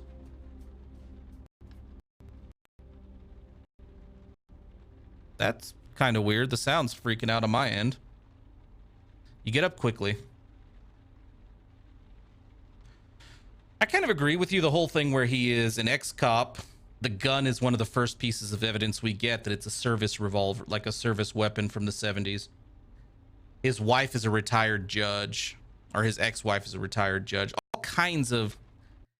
They were making it all out to be like... I thought it was a bit obvious too. It's like, oh, it's a retired cop who decided all the people who got away with their crimes when he was on the force would now have to pay. You know what I mean? Yeah, I agree. It's a bit obvious if it is him. And a few minutes later, you're outside of your studio. Night 7. Also, how incompetent would the police have to be when one of their key pieces of evidence is shorter than this? He has a gun. That, like, the gun is a 70s weapon that was only used by the police. And it was taken care of immaculately. One of our suspects is a cop from the 70s who most likely has that gun, or had that gun. We'll let some random cabbie investigate it instead. It's like, what the hell? You've barely gotten downstairs when you catch sight of Bousset. She's leaning up against the door of your cab, eyes wide open, forehead creased. Get in. You obey. It's too early to react. She settles into the back seat, flashes a smile. Good news, you're right. Or at least the DA thinks your evidence is sufficient. No emotion in her voice. She's giving you the facts, nothing more. We're gonna bring Fragonard in tonight. She nods. Her expression clouds over. I have trouble. She freezes. Fragonard is a mentor. Mine and half the squad's. You can't understand. He's an institution. Well, apparently he's a corrupt institution, and that explains why you and your whole damn department are corrupt. Okay, we can't say the whole damn department's corrupt. The DA, the police chief, and Bousset are corrupt. We don't know about the rest of the cops. She stops, clears her throat. I need your help one last time. Later on tonight, we're going to get Fragonard to leave home and find a way to get him into your taxi. Uh-oh. She pulls some kind of pen out of her pocket that she puts in the little cubby just above the car stereo. This is a bug. Bitch, you gonna get me stabbed. Again. I do have to say, and yeah, I do remember you saying he was the one you thought it was the first time Dog is Happy. I will say I like this because it makes the investigation part of the game more meaningful. Because I have played like investigation type games before where you can get to the end and you can just be like, meh. You can just pick, just randomly pick based on no evidence. And it's like, oh yeah, that was the killer. It's like, okay. I like that they need you to have evidence. So, and that it won't work. Even if you pick the right dude, it won't work if you don't have the evidence. Because yeah, if Fragonard is indeed the killer after this, because we still need a confession, for all we know, he's not it. We could just have a lot of evidence, but he's not the one. If he is the killer, though, he's the killer in every playthrough, which meant he was the killer in our last playthrough. So, yeah. So we just didn't have the right evidence. You need a confession? If you feel like it, if you think you can manage it. Oh. Why are you giving me a choice? I've seen you and heard you enough to know that you have a trick, a gift for getting people to talk. I need someone I can trust to get close to Fragonard without making him suspicious. Oh, you trust me? I don't trust you. And now that you've given my name to the DA, like now that you've given like Fragonard to the DA, I could tell you to just go fuck yourself. He's a cop. He knows how we work. No one's ever sent a taxi driver to make an arrest. He won't put up a fight. I hope he'll open up to you, that he'll confess before things fall apart. Not too far from the hospital where he goes for his treatments, there's an alleyway under construction. There won't be any civilians, just us and him. You're gonna get me killed, lady. He has a gun. She sighs. Two teens walk by the cab and the intense smell of weed fills the cab. Lucette doesn't budge. I know you can do it. If you stick to the plan, nothing can go wrong. What if there's a problem?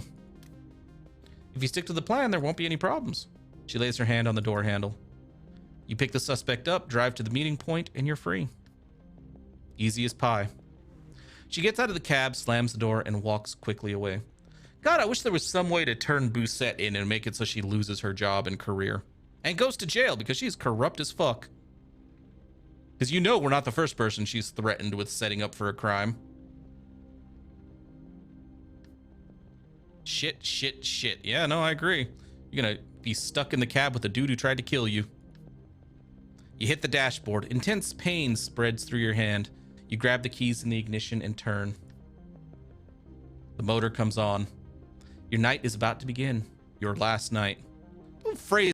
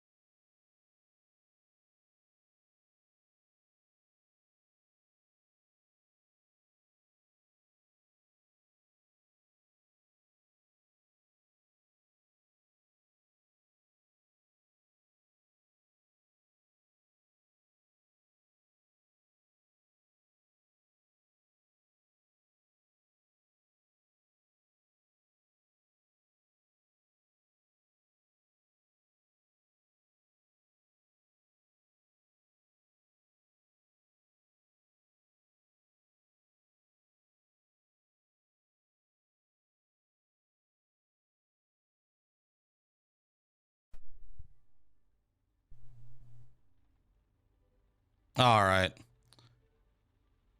You guys hear anything or?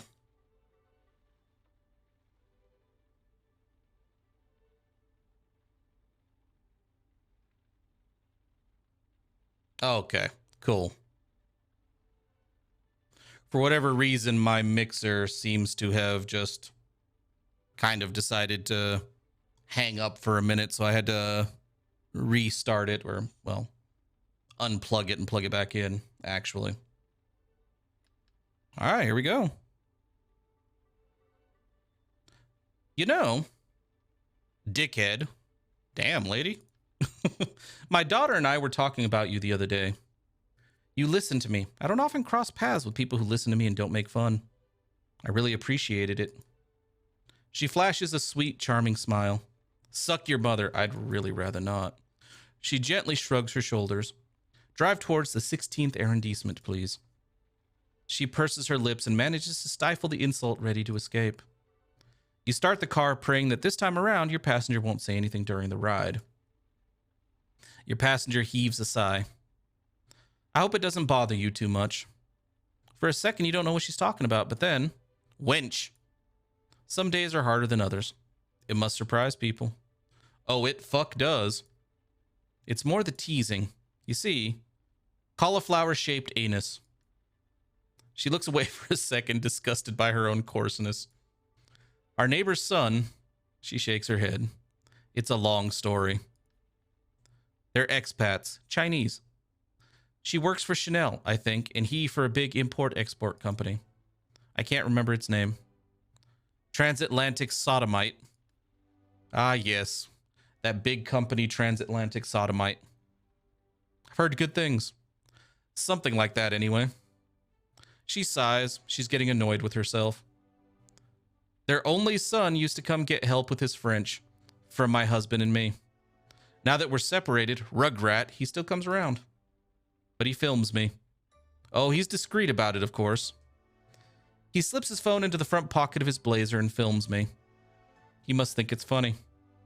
An old lady who swears and calls everyone. She stops, purses her lips. When she opens her mouth again, she's glassy-eyed. Maybe he even shares them with all of China. Shitty-ass Rugrat. Her mind wanders for a second. I love the music in these sequences with her. We don't really have any idea what goes on over there. My daughter said I might have become a dick internet star there. You raise your eyes to look at your passenger. The last syllable hangs in the air, oddly accentuated. I doubt they'd broadcast that. Her voice becomes screechy. You think? I don't know anything about any of that. It's beyond me. She raises her eyes abruptly to look at you. And plus, death pee. And plus, I'm not a good influence on this boy. He's learning swear words. That's no way to learn a language. That's a pretty good way to learn a language, actually. Especially not French. The language of love, the language of poetry, of ballads. She smiles a very sad smile at you. Dick cheese. Her smile vanishes. That's why I no longer see my grandchildren. My son thinks it's better we wait until it passes. I think he's right. She stares into your eyes. You can tell she doesn't believe what she just said. They don't support you? Of course. Jean Roland is a dear. Felches. But I don't want to bother him with this. He has his problems and I have mine. She lets out a little laugh clearly designed to end the discussion. You're not far from your destination. In the back, your passenger is dousing herself with perfume. Please, lady, don't do that. The smell is dizzying, overpowering, oppressive. Does this bother you? It is quite strong. My apologies. She blushes briefly. I've been wearing this hairy-ass perfume for 25 years. It's such a part of me, I don't even notice it anymore. It was the first present my husband gave me. Might be time for a change? Change? My perfume? Underfucked. Why? He left you? Your remark hurt her. You can tell right away as she lowers her eyes. What of it? He doesn't own this perfume. It's mine. You pull up in front of her building. She hands you the fare but doesn't move. Everything okay? Yes, it's just... I'm always anxious about going home so late. No one is there. Cunt. No lights on. Every noise seems suspicious. Flabby vaginal queef. She pauses. Could you wait until I'm home before you leave? Her voice, suddenly very deep, has a tone that makes your hair stand on end. Sure. Thank you. Your passenger leaves the taxi and walks towards the lobby of her building. You watch her every move as she walks the dark meters between your taxi and the door. You chose not to mention that you do this for all your clients. Since the attack. Since you got hurt. Since you can't sleep like you used to anymore. She waves to you as the door closes. You have just enough time to get a glance at the white marble and shiny copper stairwell. The door slams. Nice, I'll take the cash. I don't need it this late, but okay. Hey, it's him. Yo, Fragonard, let's talk.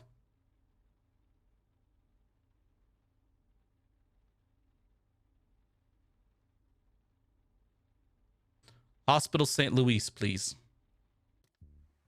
Your next passenger is your suspect, the retired policeman. Judging by his looks, you could have easily guessed. Hospital St. Louis, please. You nod your head and start the engine. Your passenger seems to have his mind elsewhere, not entirely awake, stubble on his chin. You scan his skin, his movements, his attitude, It's cold as shit this morning.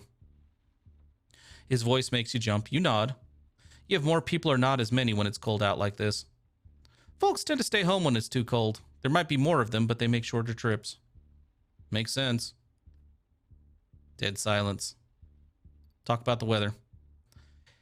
It's worse in summertime, though. People don't take cabs as much, but when they do, they go further. Obviously. You drive in silence for a second. The road goes by. You don't want to look in your side mirrors too often. You haven't seen a trace of the cops yet. Bousset told you not to worry, but... You know, it's funny. Just this morning, I was thinking about an old case. One of my first cases, actually. It was just after the Mesrine case. You know who Mesrine is, don't you? Or am I really that old? You sense it's the right time to get him to talk. That does ring a bell. Public enemy number one? Jacques Mesrine, breaking and entering, kidnapping, armed robbery. He killed 2 cops in Canada, tortured a journalist, a far-right one, but still. Then, in 1979, after being on the run for a year and a half, the cops catch him and kill him at Port de Clignancourt. He raises a hand.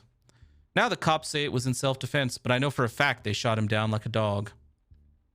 He looks straight at you. You can see the hint of an underground fire roaring deep in his eyes. Now, I most certainly do not want to die like a dog, understood? He catches his breath and is clearly shaken. He ever so slowly reaches into his pocket and pulls out his weapon. Where did Bousset ask you to take me? Oh, shit. Well, this is interesting. I mean, he saw right through it.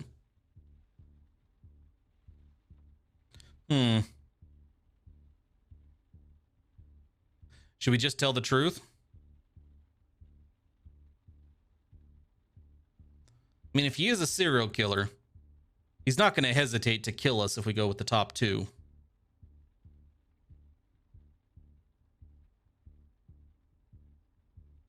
Oh yeah, someone in the police is most definitely a snitch.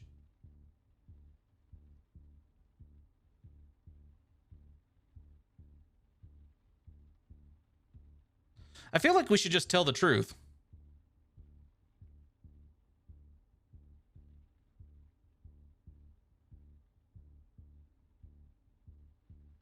Yeah, I think the truth will keep him talking, yeah. A warehouse, some old garage. They're waiting for us there. An ambush. I'm no Mesrine, you know. I'm not going to pull a grenade out from under the back seat here. He cuts off with a groan. When he starts speaking again, his voice is chilling. Bousset. You can see his finger on the trigger is shaking ever so slightly. How much does she know? She has evidence. You hear a long sigh coming from the back seat. A few seconds go by. You try to concentrate on driving despite your sweaty hands and dripping brow. Okay. Why hasn't she tried to arrest me then? You shrug. Don't know. She told me it'd be easier this way. I think she hopes you'll turn yourself in without a fight. He looks away. You know, Busette is really one of a kind, but she doesn't fit in today's world. She's one of a kind bitch. Neither do I, for that matter. The weapon he's holding is shaking, slightly wavering. You suddenly notice he's speaking to you in a more familiar tone. That's why I killed them. Bastards, all of them. Rapists, murderers, and liars who escaped prosecution. Now, Busette would like to do the same thing I did. Slam a bullet into the head of the first murderer she could get her hands on. But she can't. You just can't do that anymore. Technically, you weren't supposed to ever do that, dude, but okay. A long, painful, heavy sigh. In any case, now there's only one truth left. No more confrontation, no debate. No need for justice to be served. I mean, I don't know about that last part, motherfucker. They were guilty and I killed them. I can write that down if you want. It's no secret. I knew I'd be caught sooner or later, either by Busette or by... His sentence hangs in the air. I'm sick. Got cancer all over. They hope some new drug might cure me, but what's the point, honestly? He abruptly accelerates his speaking pace. I don't want to go to jail. A cop can't go to jail. I don't want to see my face on the cover of magazines and newspapers. But I don't want to deny Busette the pleasure of catching me, her and her team. So here's what we're going to do. There's a place in Montmartre, a place I really love. It's my first memory of Paris. I must have been 6 or 7. My mother had come all the way from Martinique. She thought she could convince my father to. Yeah, anyway, there's no point in telling that story. I want to hear it. He snickers. And buy yourself some time? No. There's a bench up there not far from Sacré-Cœur. The bench has 2 clear advantages. First, it faces the city of Paris, southern facing. All the monuments are there, staring back in splendor. He starts to speak with confidence. I especially like it when all the buildings poke out above the cloud of pollution. Notre Dame, square towers, Pompidou and its colored pipes, the Eiffel Tower. He shakes his head and his voice sounds deep and serious again. The second advantage to sitting on this bench is that you turn your back to Sacré-Cœur, an ugly building. They only built it to rub the church the right way. He looks away and remains silent for a while. His hands shake a little. I want to see Paris one last time. It's a little too early to watch the sunrise, but at least there'll be people around, lovers, life. I just want to go and sit on the bench, look out at Paris alone for 5 minutes. And then you can go to the meeting point so Busette can pick me up. What do you say? I mean, it's not like I have a whole lot of choice. He's got a gun, and I'm pretty sure, and he's already tried to kill me once. I like how it's only 5 minutes, you promise. Would you trust him if he said yes?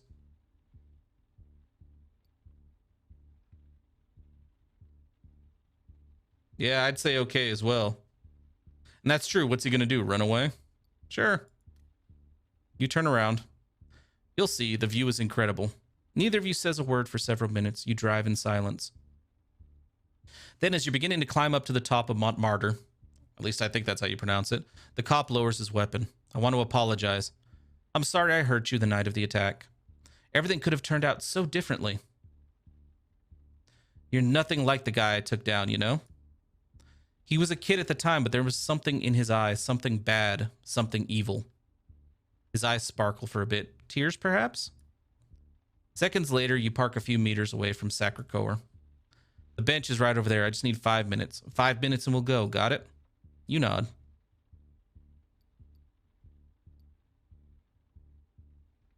Are we worried he's going to kill himself?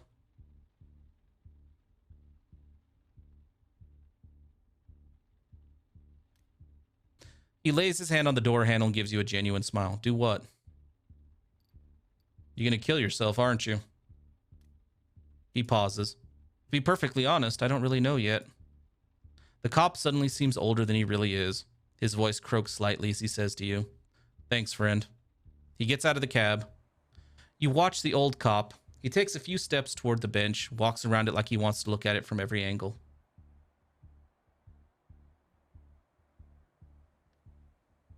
He doesn't so much as glance at Sacré-Cœur and its dome, lit up with powerful spotlights. A few passers-by, chilled to the bone, are wandering about nonchalantly on the front square in front. The cop finally sits on the bench. He stays there a long minute, contemplating Paris. Strings of light weave around traffic circles and intersections, making a magnificent canvas. There's a sudden movement. In a matter of seconds, he pulls the gun out of his pocket and up to his chin. That wasn't his chin. A shot rings out. Thanks, friend. Those were his last words. Are you fucking kidding me? No. Lieutenant Bousset watches you, her jaws clenched, locked, more like... What else did he say? He confessed to his crimes. The wire you put in the cab must have caught it all. You have the recording. Bousset stares at you for a second before looking away. Shit. This is not how it was supposed to end. You're not clear on whether she's angry or sad. He talked about you. About me? What did he say? It's all in the recording. He said you were like him. Of course. That guy was my mentor, a father figure. Actually, he taught me everything I know. That's why I slipped you his file. I couldn't investigate him. No one on the team wanted to either. It was unthinkable, unfeasible. Fuck. A semblance of a smile spreads across her face. Awkward, strained perhaps. It makes your blood curdle. You're free to go now. Don't leave the country, though. We might have some questions for you at some point. She opens the door. Icy air seeps in. You shiver. You really came through, you know. I didn't think you'd do so well. Her voice breaks up a bit with her last words. Who knew? She gets out of the cab and slams the door behind her. A blunt metallic noise. Unidentifiable vibrations. The car quakes and shakes like a boat. A minute goes by before you can move again. You slowly come back to your senses. Stay a little longer. You sit there for a moment contemplating the scene in front of you. Police squads are moving about, tape keeping the onlookers away, spotlights flooding the judge's lifeless body with white light. Hard to believe it's all over. You need to get away for a while, drive without thinking, distance yourself. A cop on the roadside waves his flashlight, motioning for you to leave. You have no reason to be there anymore. You've become a stranger again. Key in the ignition, handbrake off, foot on the accelerator. You leave Sacré-Cœur behind. Very cool. All right, so we got him. Like you guys said, it's a bit obvious, but I do, like I said, by the end of that, I do really like, that is probably my favorite part of this game, aside from the aesthetics. I like the noir aesthetic. I really like that you need to have the right evidence. Like I said, that's a big thing for me, is you have to give them the evidence to back up the accusation. Otherwise, they'll just be like, nah, sure, he might possibly be the killer, but your evidence is shit, so it's you. I'm glad you enjoyed it, Falcon Nobleman. Best part is there are more cases to go, too. This was just the first one. We replayed it because the first time I wasn't entirely sure what was happening. But yeah, this time we caught the killer, and there's 2 more cases with different killers. The Sandman, and I don't remember what the third one was. We'll see in a minute. But yeah, I really like the writing in this game. And I like the variety of characters, even if it does get kind of out there at times, like the dude in armor, the cat, the ghost, the time traveler. Yeah. So, hey, Team Pets. Krauke's one of them. That was the cat that paid us to take him to the train station. So yeah, they did a really good job with this game. I'm quite happy about it. Really want to see the other cases and pick up more of the people from our Passadex.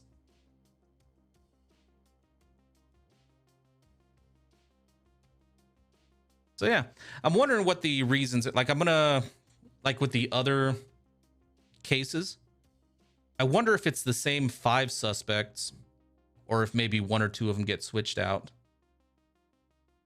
Yeah, I'm really curious how much changes between games. The sun is about to come up. What the hell?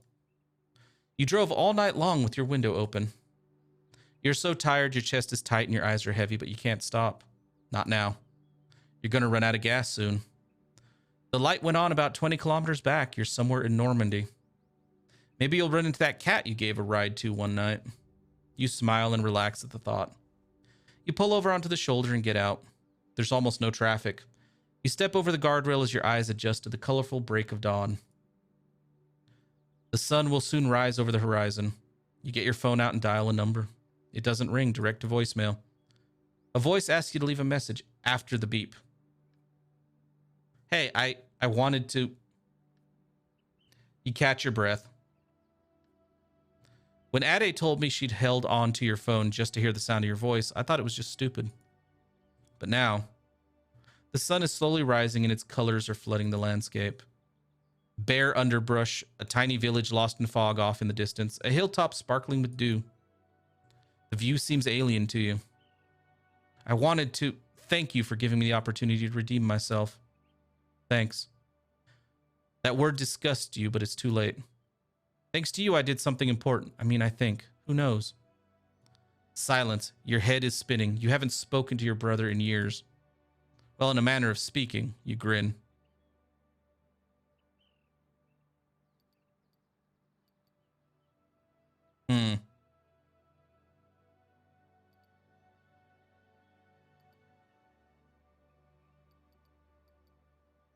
Ade is good. She's doing better. Her business is doing well. She doesn't think about you so much anymore. She's seeing someone right now, I think. She doesn't tell me everything. You pause. A truck flies by just meters from you. I thought when it was all over, I thought I'd be able to get some decent sleep. Close my eyes and sleep. Really sleep, finally. But sleeping is just a break. It doesn't put an end to it. It all starts up again as soon as a voice cuts you off. You have reached the maximum time limit. Please. You hang up. Your phone feels heavy in your hand. What should you do now? There's a broken fence in front of you leading to a small footpath into the woods. Behind you is the highway leading to the sea. Disappear? Call the priest? The hell? All right, well, I'm actually going to leave this up to you guys. I have no bloody clue which one to pick. So we can go to the sea, we can disappear into the woods, or we can call a Kristoff.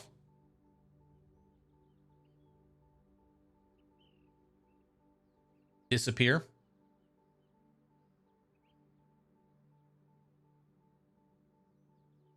It sounds good to me. Call Kristoff, okay.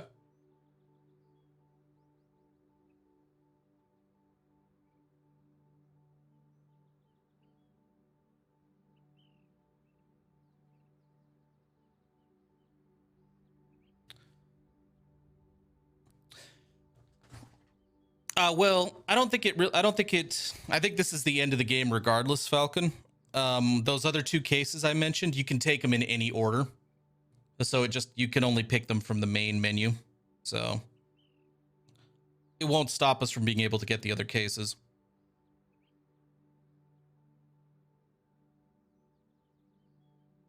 All right. I think we'll probably go with Call Kristoff so we can get some more dialogue, see what happens.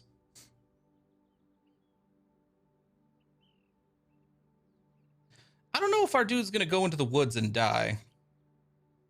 I am very curious if that's what happens now that you mention it, though.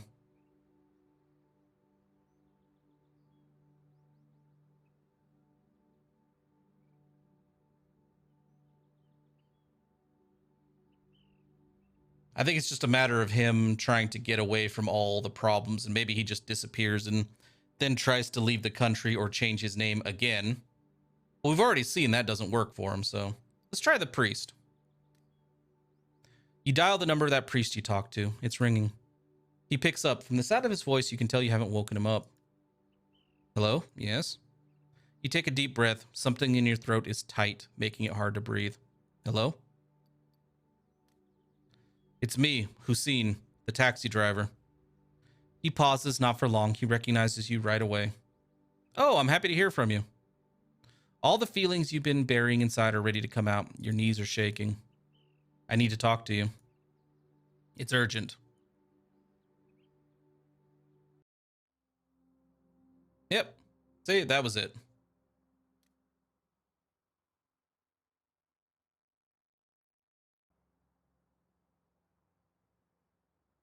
So I do wonder what the other two would have done. Wonder if this takes us back to, like, I think this takes us back to right before we meet with the judge. And here's our passenger. Yeah, see how many extra conversations are in everything.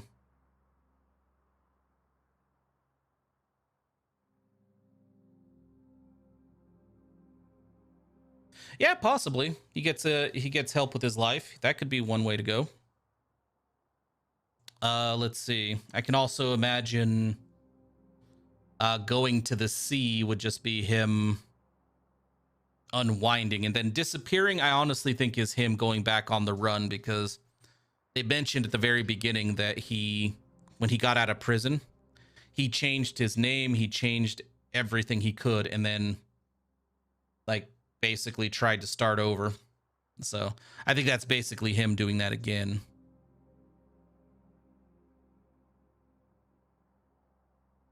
Okay. So if we go to new game, we can see the other cases are.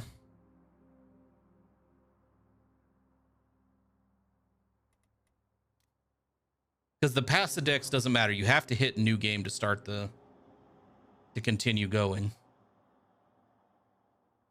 But all your stuff from the Passadex keeps going. So we have the Angel of Death. I didn't agree to do the Angel of Death. Random victims, unknown motive, weird case, slightly more difficult than the others. And we also have the Sandman. The victims may feel random at first, but there's a connection. Yet the motives might be hard to find. A dark and twisted case. I'm okay with either one of them. I kind of want to do all the cases, so. And I do have about 45, well, half hour, 45 minutes, closer to 45 minutes left that I wanted to stream today, so we can get a good start on it. So yeah, once again, I'll leave it up to you guys. Angel of Death or the Sandman? Mr. Sandman, bring me a dream. All right, we got to vote for Sandman. Sandman, okay.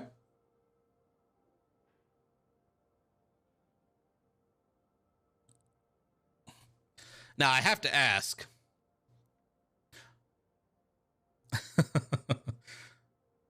How many of you guys voting for Sandman are voting for it for the same reason that it jumped out at me, the whole dark and twisted part? Because that kind of caught my attention.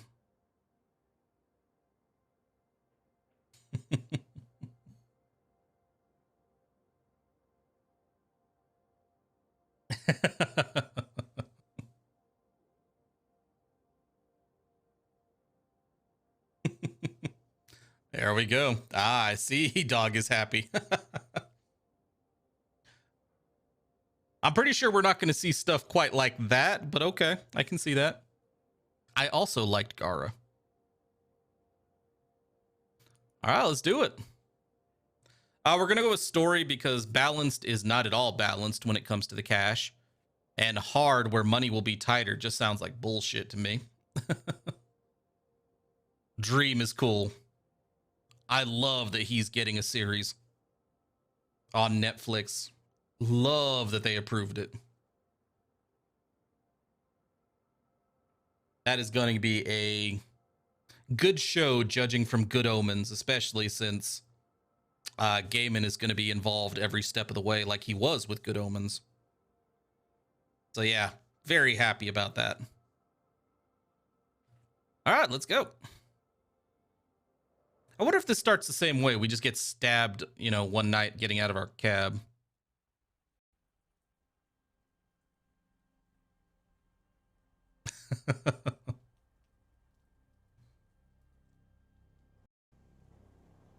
Kind of looks like it does. That's a little disappointing.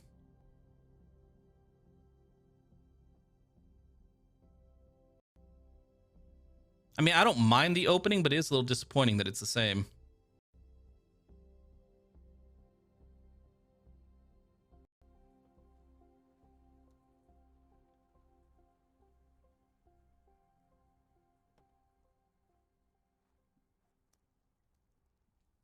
Body in the alley.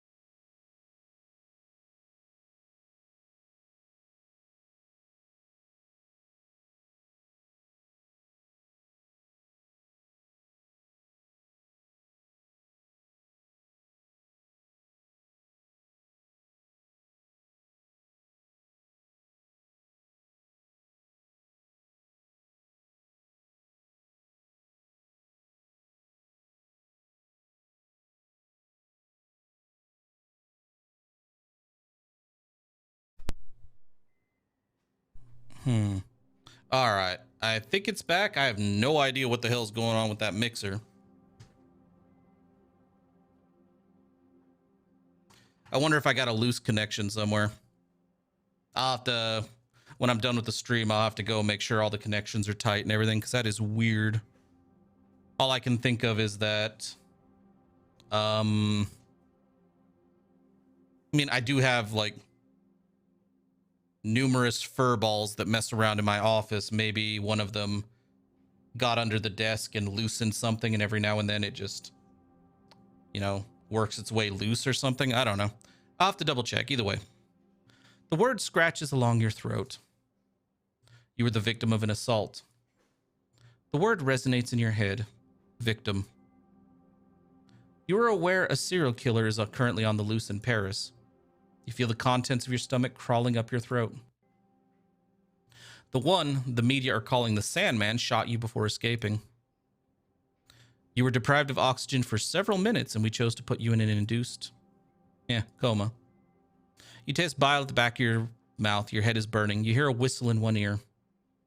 Your fingers move to your wound. Underneath the bandages, you can feel hard skin. It's incredibly painful. I'm sorry? Did they catch the Sandman? You nod. No. We always ask about our passengers. Let's ask about the cops. What about the cops?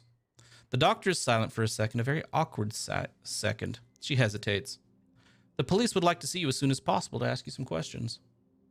You're currently the only one of the Sandman's victims who is still alive.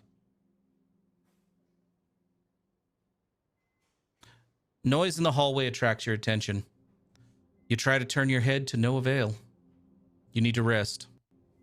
She leaves the room. Her voice resonates in the hallway. I don't care if he's the only witness. Another female voice joins in, a strong authoritarian voice. You can't clearly make up what she's saying. A strange feeling washes over you. It's not pain, not fatigue, some odd combination of the two. Before being in this hospital room, you'd never realized that anger was made up of a combination of pain and exhaustion. Anger. A feeling you know all too well. Days go by, and a month later,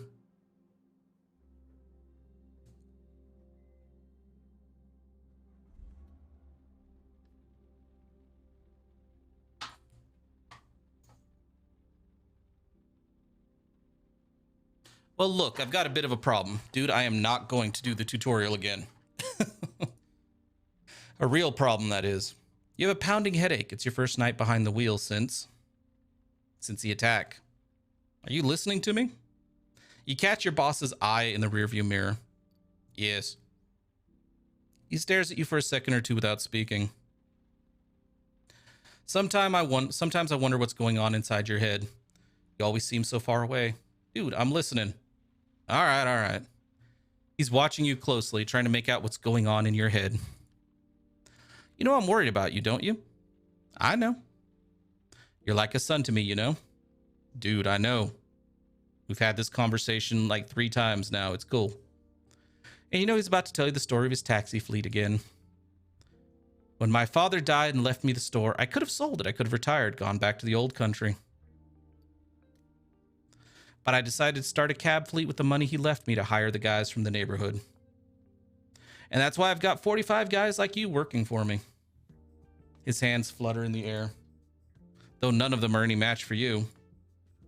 He smiles. His voice suddenly takes on a serious note. You want me to go over everything again?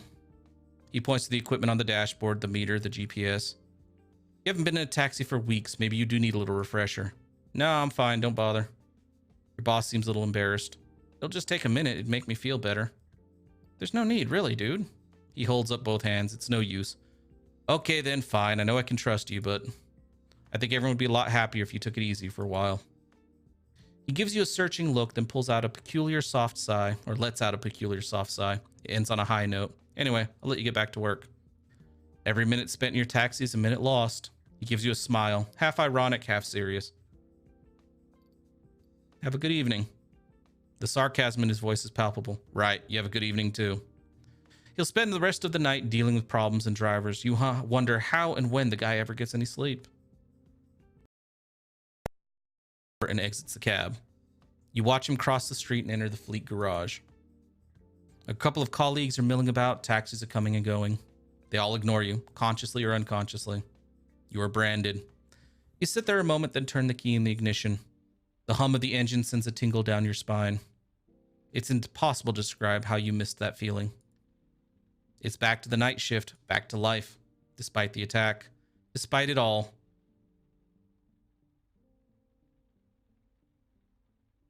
Okay, that's really weird right off the bat. The whole point of this game is that yeah, this stuff carries over. There's no more things I can do with Krauke. Or Francine, for that matter. Other than lying to her about the cat disappearing. You're surprised I'm still reading it for the 4th time? Mainly because if someone new pops into the stream, you know, I don't want to assume everybody's watched it. You know, so... yeah. So let's see.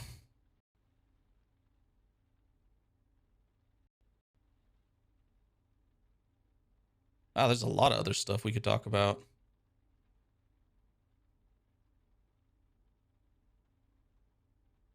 Yeah, it seems weird that Krauke's up again if we've already talked to him. So I think maybe we'll avoid Krauke this time. Well, not really avoid. We'll talk to somebody else. Because I've never talked to her. I wonder if Herv's just going to repeat everything. I mean, we know he's going to be a suspect, more than likely.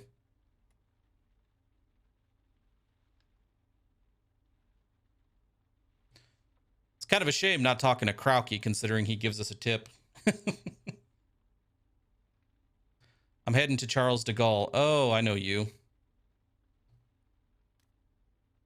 Your next passenger's alone and waiting for you on the sidewalk. She gets in the cab and whispers, "Hello." She has no handbag or suitcase, just a small handmade sign with an Indian name printed on it. Okay, we know her. Charles de Gaulle, please. She is young with a soft and slight accent. Her face shows no emotion. Her fingers play with the small gold chain around her neck. It's the only piece of jewelry she has on. You drive, glancing back at her from time to time. Her head seems to be elsewhere. Everything all right? She nods her head gently, cracking a tiny smile. It's really early. The first planes to come in are the worst. Everyone is exhausted and half asleep. Yes, exactly. And, she sighs, I must confess I don't really want to go there. A tiny smile lights her face up for a split second before disappearing. Ah, family. My future husband. Well, future, I've never even met him. Her accent suddenly becomes stronger. You know this habit well. Just before confiding in you, passengers tend to relax into their natural accent. I'm sure he's a great guy, as they say here. Sadness appears in her voice. But I don't know him at all. My parents chose him. It's crazy, isn't it? Are you shocked? Yeah. A sad smile washes briefly over her face. It's tradition, or at least it used to be. My parents are a bit old school, even by current standards in India. I chose to study here and not in England like my sisters. She flashes a smile. I fell in love with Paris and decided to stay. I almost never go home. Actually, this is home now. Anyway, my parents insist I meet him. He decided to make the trip, saying he had a meeting as a pretext. I've said it's unacceptable before, and she just kind of goes, oh, no, it worked for them, so there's nothing wrong with it. So that's the option I chose last time, so we'll go a different route. Even though I really hate the idea of arranged marriages. They kind of bug the shit out of me, the idea, but But it is their tradition, so it's hard to hold it against the parents, but she doesn't necessarily have to listen to it. It's understandable from their perspective. I mean, it worked for them, right? That's the exact same line she said last time. You sense something bubbling up, anger before she freezes. Some people refuse to let their emotions out. She slowly regains control of her body. What day trips would you recommend outside Paris? Nearby? She nods. Versailles, of course. It's really beautiful. Definitely worth it. Her face lights up. Oh yes, perfect. I'm sure he'll like that. Say nothing this time? The airport is not much further. Something about the young woman makes you feel uncomfortable. She looks as if she's about to scream, but is holding it in. Time passes and silence fills the cab. Which terminal? Your question startles her. Terminal C, 2C, I think. Is it an Indian airline? Indeed. Then it's definitely 2C. The flights come in very early. Yes, very early. Thank you. You park the car in front of Terminal 2C. Your passenger grabs her sign and exits the cab. She pauses for a second as if she were about to say something. Then she disappears. I'm wondering if there's a way to make her just basically explode and give up more information. Okay, we can talk to her. I don't know if I've talked to her before. That's the priest right there. And that's the politician with the briefcase. So, let's talk to the new one. I don't think we're going to get any hints this early in the game because there's nothing, we're not investigating shit yet. Lamotte Piquet? I don't know. Your next passenger slides into the cab and slams the door rather violently. She gives you her address. You start driving. You give her a quick once-over. Oh, I know her. No suitcase, no purse, no piles of papers or tickets, no wedding band, and a look of defeat on her face. She dropped someone off at the airport. Not her kid, not her husband, not a colleague or a client. This is the photojournalist. Well, one of them. Well, no, this is a normal journalist. The photojournalist is the one who was going on the refugee boat. Who? Should I or shouldn't I? You raise your head. Excuse me? Your passenger jumps. Did I say that out loud? Her face turns crimson. I'm sorry, She shakes her head, apologizes profusely, and stumbles over her words. Everything all right? Yeah, it's just... She shakes her head slowly. It's a bit hard to understand what's going on with me right now. You sense she needs to talk about it, more like she must talk about it. Her voice is warm and deep and has a stunning accent. The West Indies? I'm in shock. No, not the West Indies. Don't worry, it's nothing serious. On the contrary, I'm in love. Silence. She's from an island, but you can't tell which one. Out of the blue, just like that, whereas I'm usually... She shakes her head. I'm usually the one people fall in love with. She's a bit full of herself. I'm demanding, complicated. I always have someone on my mind, but it's never the right person. But this time it was reciprocal. She flashes an incredible smile. She's American, lives in Seattle. She's a journalist like me. She was here covering the terrorist trial. Our eyes kept crossing. We spent 4 days side by side. Just enough time for the trial to come to an end, for us to wrap up and spend an evening wandering along the banks of the Seine. Her eyes get a bit misty.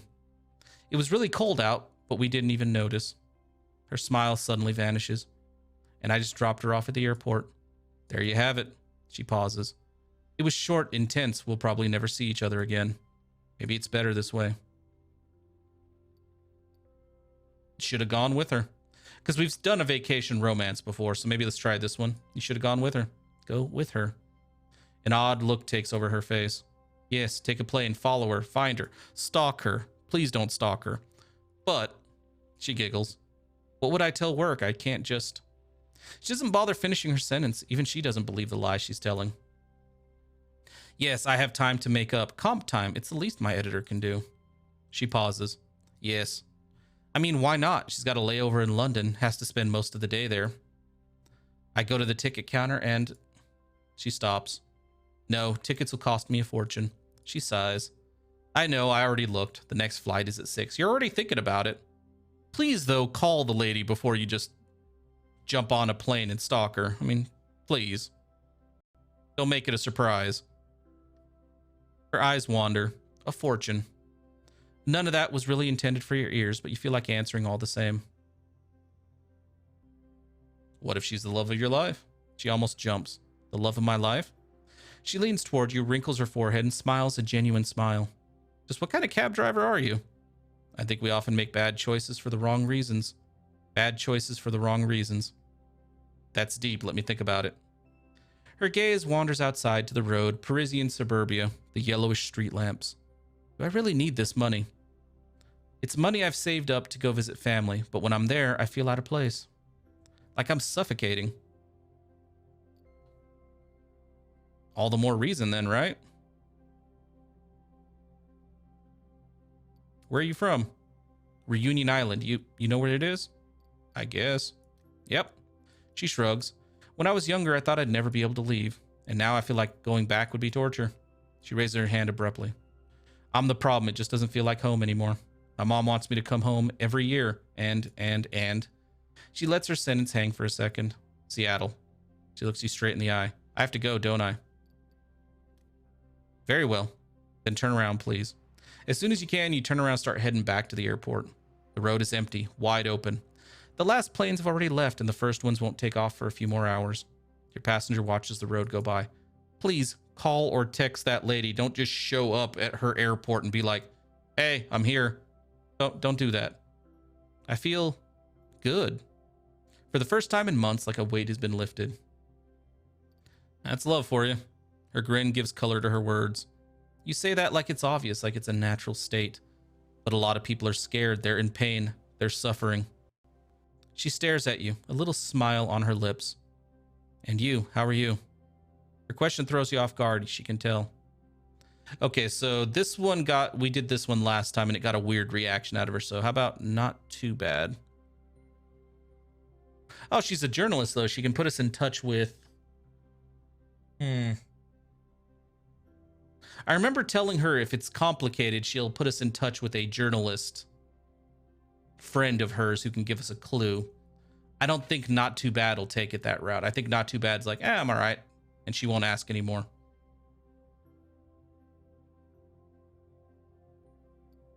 It's complicated.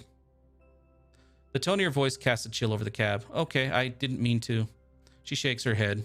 We don't have to talk about it. Your passenger's a journalist. Maybe she could help you, give you some information. This doesn't make sense, though, because we haven't been approached by Bousset yet, so we wouldn't be trying to get information on the serial killer.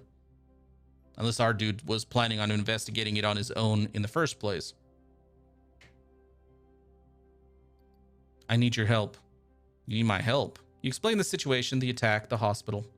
Of course, you leave out Bousset, who we haven't met yet in this playthrough. You don't talk about the wall at your place, the nightmares, your anxiety. Well, you have met Bousset, but you haven't had the conversation that she requires you to do the investigation. I'm doing my own investigation. Her face lights up each time she learns something new. I didn't cover the story, but she slips into thoughtful silence as you park in a drop-off spot at the airport. I know someone. She gazes deeply into your eyes. The first plane to London doesn't leave until 6 a.m. I'll have time to call my contact. He'll send you what he knows about the Sandman. She pauses and smiles. That name is totally ridiculous. And now all I have to do is empty my bank account and wait for my plane. Time to go. That was different. She didn't say anything about the ridiculous name when it was the judge. You wave at her a bit nonchalantly. She does the same. You watch her as she disappears into the terminal. And here comes Bousset. Having a good night? Not really, lady. For a second, you freeze. One of the cops on the Sandman's case. She grins at you, her voice creaks. You remember seeing her at the hospital. Something already bothered you about her there. You know, it's actually pretty crazy. For weeks, I've been saying to myself, there's something about you. Something not so nice. I dug around, mulled it over, bugged all my fellow cops about it because I was sure you had lied to us. I'm just going to keep quiet this time. She has a cold sneer on her face. I'm going to be frank with you. She leans over to you. You're not the Sandman, not the right profile. She squints like she's trying to make you out from far away. Like you'd have gone to the extent of hurting yourself. Yeah, between us, it's a bit of a stretch. She stares at you. But not enough of a stretch for my chief to stop going on and on about you. Seriously, he thinks about you all the time. If I didn't know better, I'd think he had a crush on you. She smirks. No, I think he's more interested in your profile. In prison at 17. An icy chill fills your gut. And for murder, too. You open your mouth, but nothing comes out. Since you got out, you've kept a low profile, but you're lying about your name and your address. I checked. It's normal, you'd say. If they get word of your time served, no loan for your permit, no lease for your car, meaning no second chance at life. Her voice becomes softer, almost warm. I personally like guys who want a second chance. No, I like guys who fight for a second chance. Basically, I like guys who are willing to work for me. She leans forward, her shining cat-like eyes narrowing. My chief wants to go to the prosecutor with a first and last name, with evidence. Actually, knowing him, he's not so hot on evidence. Yeah, they're all corrupt. So I'll give you info, suspects, victims, all that stuff. She makes a gagging noise. You have to be discreet. Keep it between you and me. Interrogate. Ask her questions. Dig around. Say nothing. I'm not asking you to make an arrest and deliver the killer wrapped up with a bow in front of the station, all right? You're no Batman. You're just here to get me more information. She rummages around in her pockets for what seems like forever. Here, take my card. I'll call you in 3 or 4 days just to check in. We'll chat. And I'll let you know if I have any new info. She never does. She takes on a didactic, paternalistic tone like she was giving you a list of recommendations for the 100th time. Don't get caught. Don't get arrested. Also, I wouldn't recommend trying to leave Paris. I know what you look like and I know who your friends are. You can either be the solution or the problem, my friend. She takes a minute to scan your face, your emotions. If I have to, I'll go check in on you-know-who. I'm assuming Ade is who she's talking about here. Your brother's wife. So basically your sister-in-law and her kids. Her smile is biting. That reminds me, she know you've done time? You shake your head. She snickers. Actually, Ade does know that we... I wonder who she's talking to then. Ade does know that we've done time. Oh, my little dirtbag, you cover your tracks well. She acknowledges your silence with a nod. Okay, I think you've got a handle on our little deal. Any problems? I turn you in. I'll send your picture to all my friends in the media and every asshole in Paris. Your picture with your name on it, your real name. Anyone close to you will have their places searched. They'll be put under house arrest, spend nights in jail. You have any idea how tense things are with that fucker's trial underway? You sigh. You know what she's trying to get at. Come to think of it, your last names are almost the same. You could be brothers, actually. Say nothing. She takes on a serious tone, businesslike. I want to catch this killer personally. I want to drag him to court, ruin his fucking life with a bang. I can't botch this case, you got me? And neither can you, right? Say nothing. He ripped open your gut. You saw your own insides. You were in a coma. Yeah, you have plenty of reasons to want to get back at him. She furrows her brow. Yeah, I think you're actually going to do what I tell you to do. You investigate, ask questions, listen to all the rumors, and you come up with a list of suspects. She lays her hand on the door handle and freezes. Oh, right, and don't get fired. Without this cab, you're worth nothing to me. You glare at her. Say nothing. For what it's worth, it was a pleasure not to be interrupted every other minute. You can't imagine how I miss that at work. She puts her hand up and you can hear the words behind it. This conversation never happened. I'll make sure you get more intel tomorrow. I'll find a way. Until then, not a word to anyone, obviously. Not a word. The door opens, squeaks, and slams shut. Fucking bitch. You sit alone for a while, teeth clenched, dry-eyed, ears buzzing. Shit. On the back seat, the cop left a pile of papers. Shit. Key in the ignition, motor running. Radio on, crackles. You turn it off and start driving. Yep, I know how this works. Now we go home, so the first night is done early.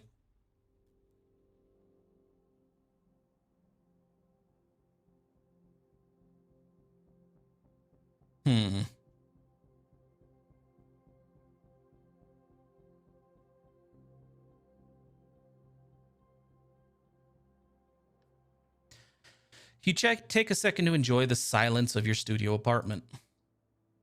Outside, the city is slowly waking up. You can still hear the hum of the taxi buzzing in your ears. You throw the files Bousset gave you on the table. On the wall, you hung up the big cork board where you used to pin up photos of your nephews.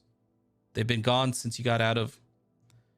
Your plan is simple. Jot down all the pieces of evidence, connect them to the suspects. So there are new people up here. Like, completely new people.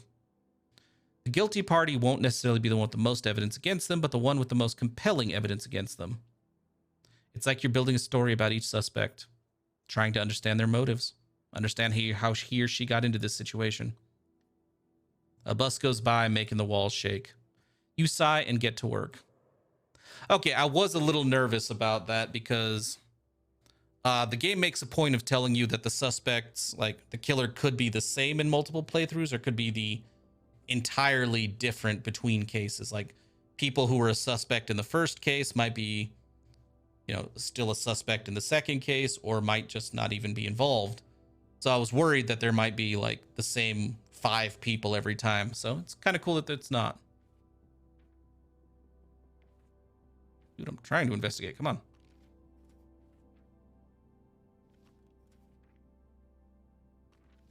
That thing was blurry. I wasn't able to actually read what it said.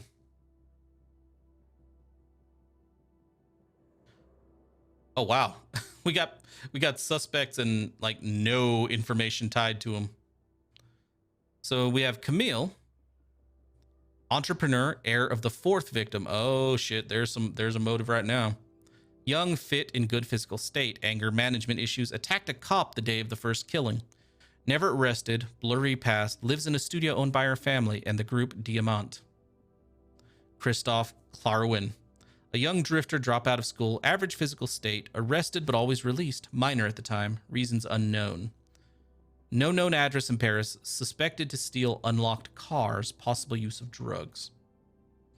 Anita Ventimiglia, CEO of Group Diamant, owner of the Albatross building, excellent physical state, has been difficult to investigate, has friends in high places. Described as a shark by rivals and friends, ruthless and ready for anything. Father was linked to the Corsican mafia. An ex-partner of the Group Diamant, recently fired from the board, good physical state, lost her dad a year ago, did her military service in Israel, knows how to handle a gun, anger management issues, assaulted a cop a few times. Assaulted a cop a few months. I'm assuming that says a few months ago. So you have attacked cops and have anger management issues. You live in a building owned by the Group Diamant. She is in charge of the Group Diamant, and you are an ex-partner of the group. Alexander Leclerc, retired mailman, good physical state despite his alcoholism. Lost his grandson in the Albatross fire a few months ago, was one of the more vocal protesters after the Albatross fire. Attacked Anita Ventimiglia, so her, during a protest. She never pressed charges. Tears found on that. Anita's husband was a dentist with access to muscle relaxant. Okay. Victim 1 used to work with the mafia, so there's the link there. Victim 1 has burn marks on the body done while alive. Personal, we think? Tears found on Victim 2 may be the killer, so also personal.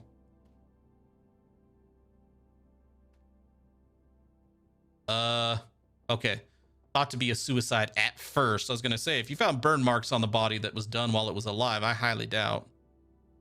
Victim 1's usual MO similar to the Albatross fire, so we'll put these over here because the Albatross fire is linked to him mostly right now. She lost her company to Group Diamant, so we have another motive right there. Well, actually, we don't know if the victims were part of Diamant.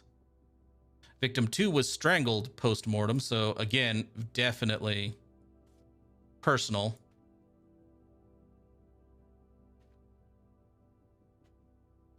These three all seem to me. So we have this one. Alexander's grandson died in the Albatross fire. So the first victim was an arsonist. Victim 1's usual MO similar to the Albatross fire. Burn marks on the body while alive. This one kind of feels like it could be... like they're linking it to him very hard because he lost. That is true, isn't it? The cop friend said she wouldn't expect us to wrap the killer up in a bow and deliver him to her, but that's exactly what she wanted us to do with the judge case in the end. Yeah.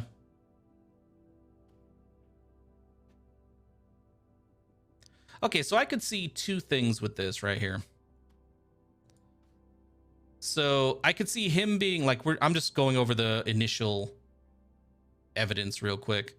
I could see him killing the first dude because his grandson died in the fire. Victim 1, the way he burns shit. Well, Victim 1 was an arsonist. He burns shit in the same way that the Albatross fire went down. Burn marks on the body done while alive. Seems like it'd be personal. However, Victim 1 also used to work with the mafia, so Anita here, who probably still has ties to the mafia, may have been cleaning up some you know, may have been cleaning up a loose end and killed him as well. So these two are the only two so far that seem like they'd have a link to victim 1. So I'm going to put all of victim 1's thing down here.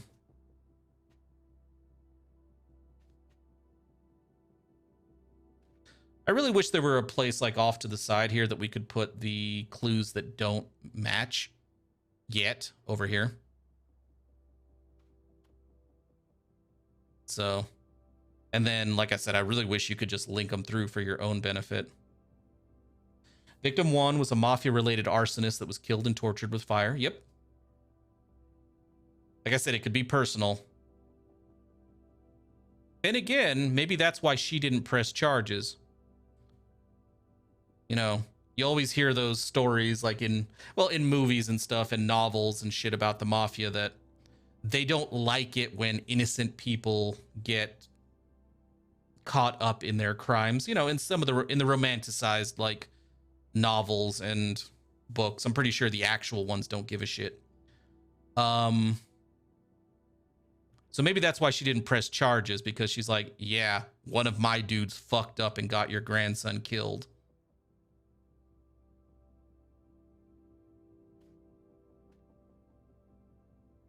Yeah, I doubt she did it personally, but maybe this is a deal where she ordered it done. But yeah, I can see what you mean. Doing it personally doesn't seem right. So it is more leaning towards Alexander for that one.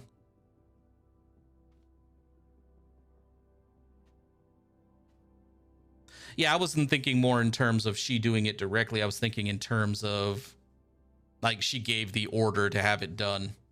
But I don't think the game works that way. I think it's like, no, these people had to do it personally if they were the ones. So, yeah. Yeah, I don't think the game counts it as like, well, she's a mob boss and she did the order. Yeah, I don't think it works that way, unfortunately. With a heavy hand, you wipe your tired face. You slowly open the sofa bed and lie down. The events of the day run through your head. The streets, the passengers, their faces, their problems. Your brain is running at full speed. Your body aches and you're in pain. You can tell you're going to need more sleep. You glance at your investigation board. It looks awfully empty. Tomorrow you'll have a chance to fill it up more. You shake your head and your mind wanders for a second. Your eyes close and you can feel yourself drifting off. Until you hear a voice break out in the distance. Look, he's kicking the bucket. And then silence. You close your eyes without any idea where the voice is coming from.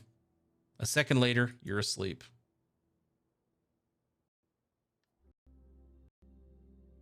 You open one eye. You start whistling some song that's been in your head since you woke up, though you don't know why. It's going to be a long night. You get up quickly, and a few minutes later, you're outside of your studio.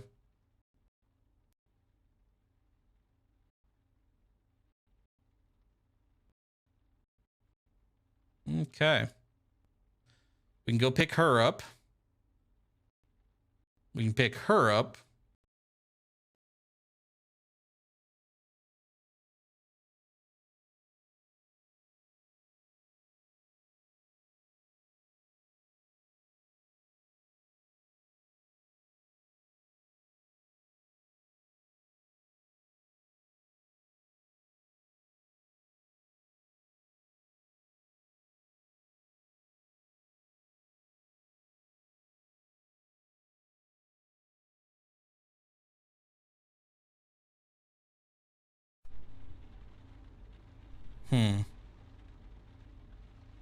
Okay.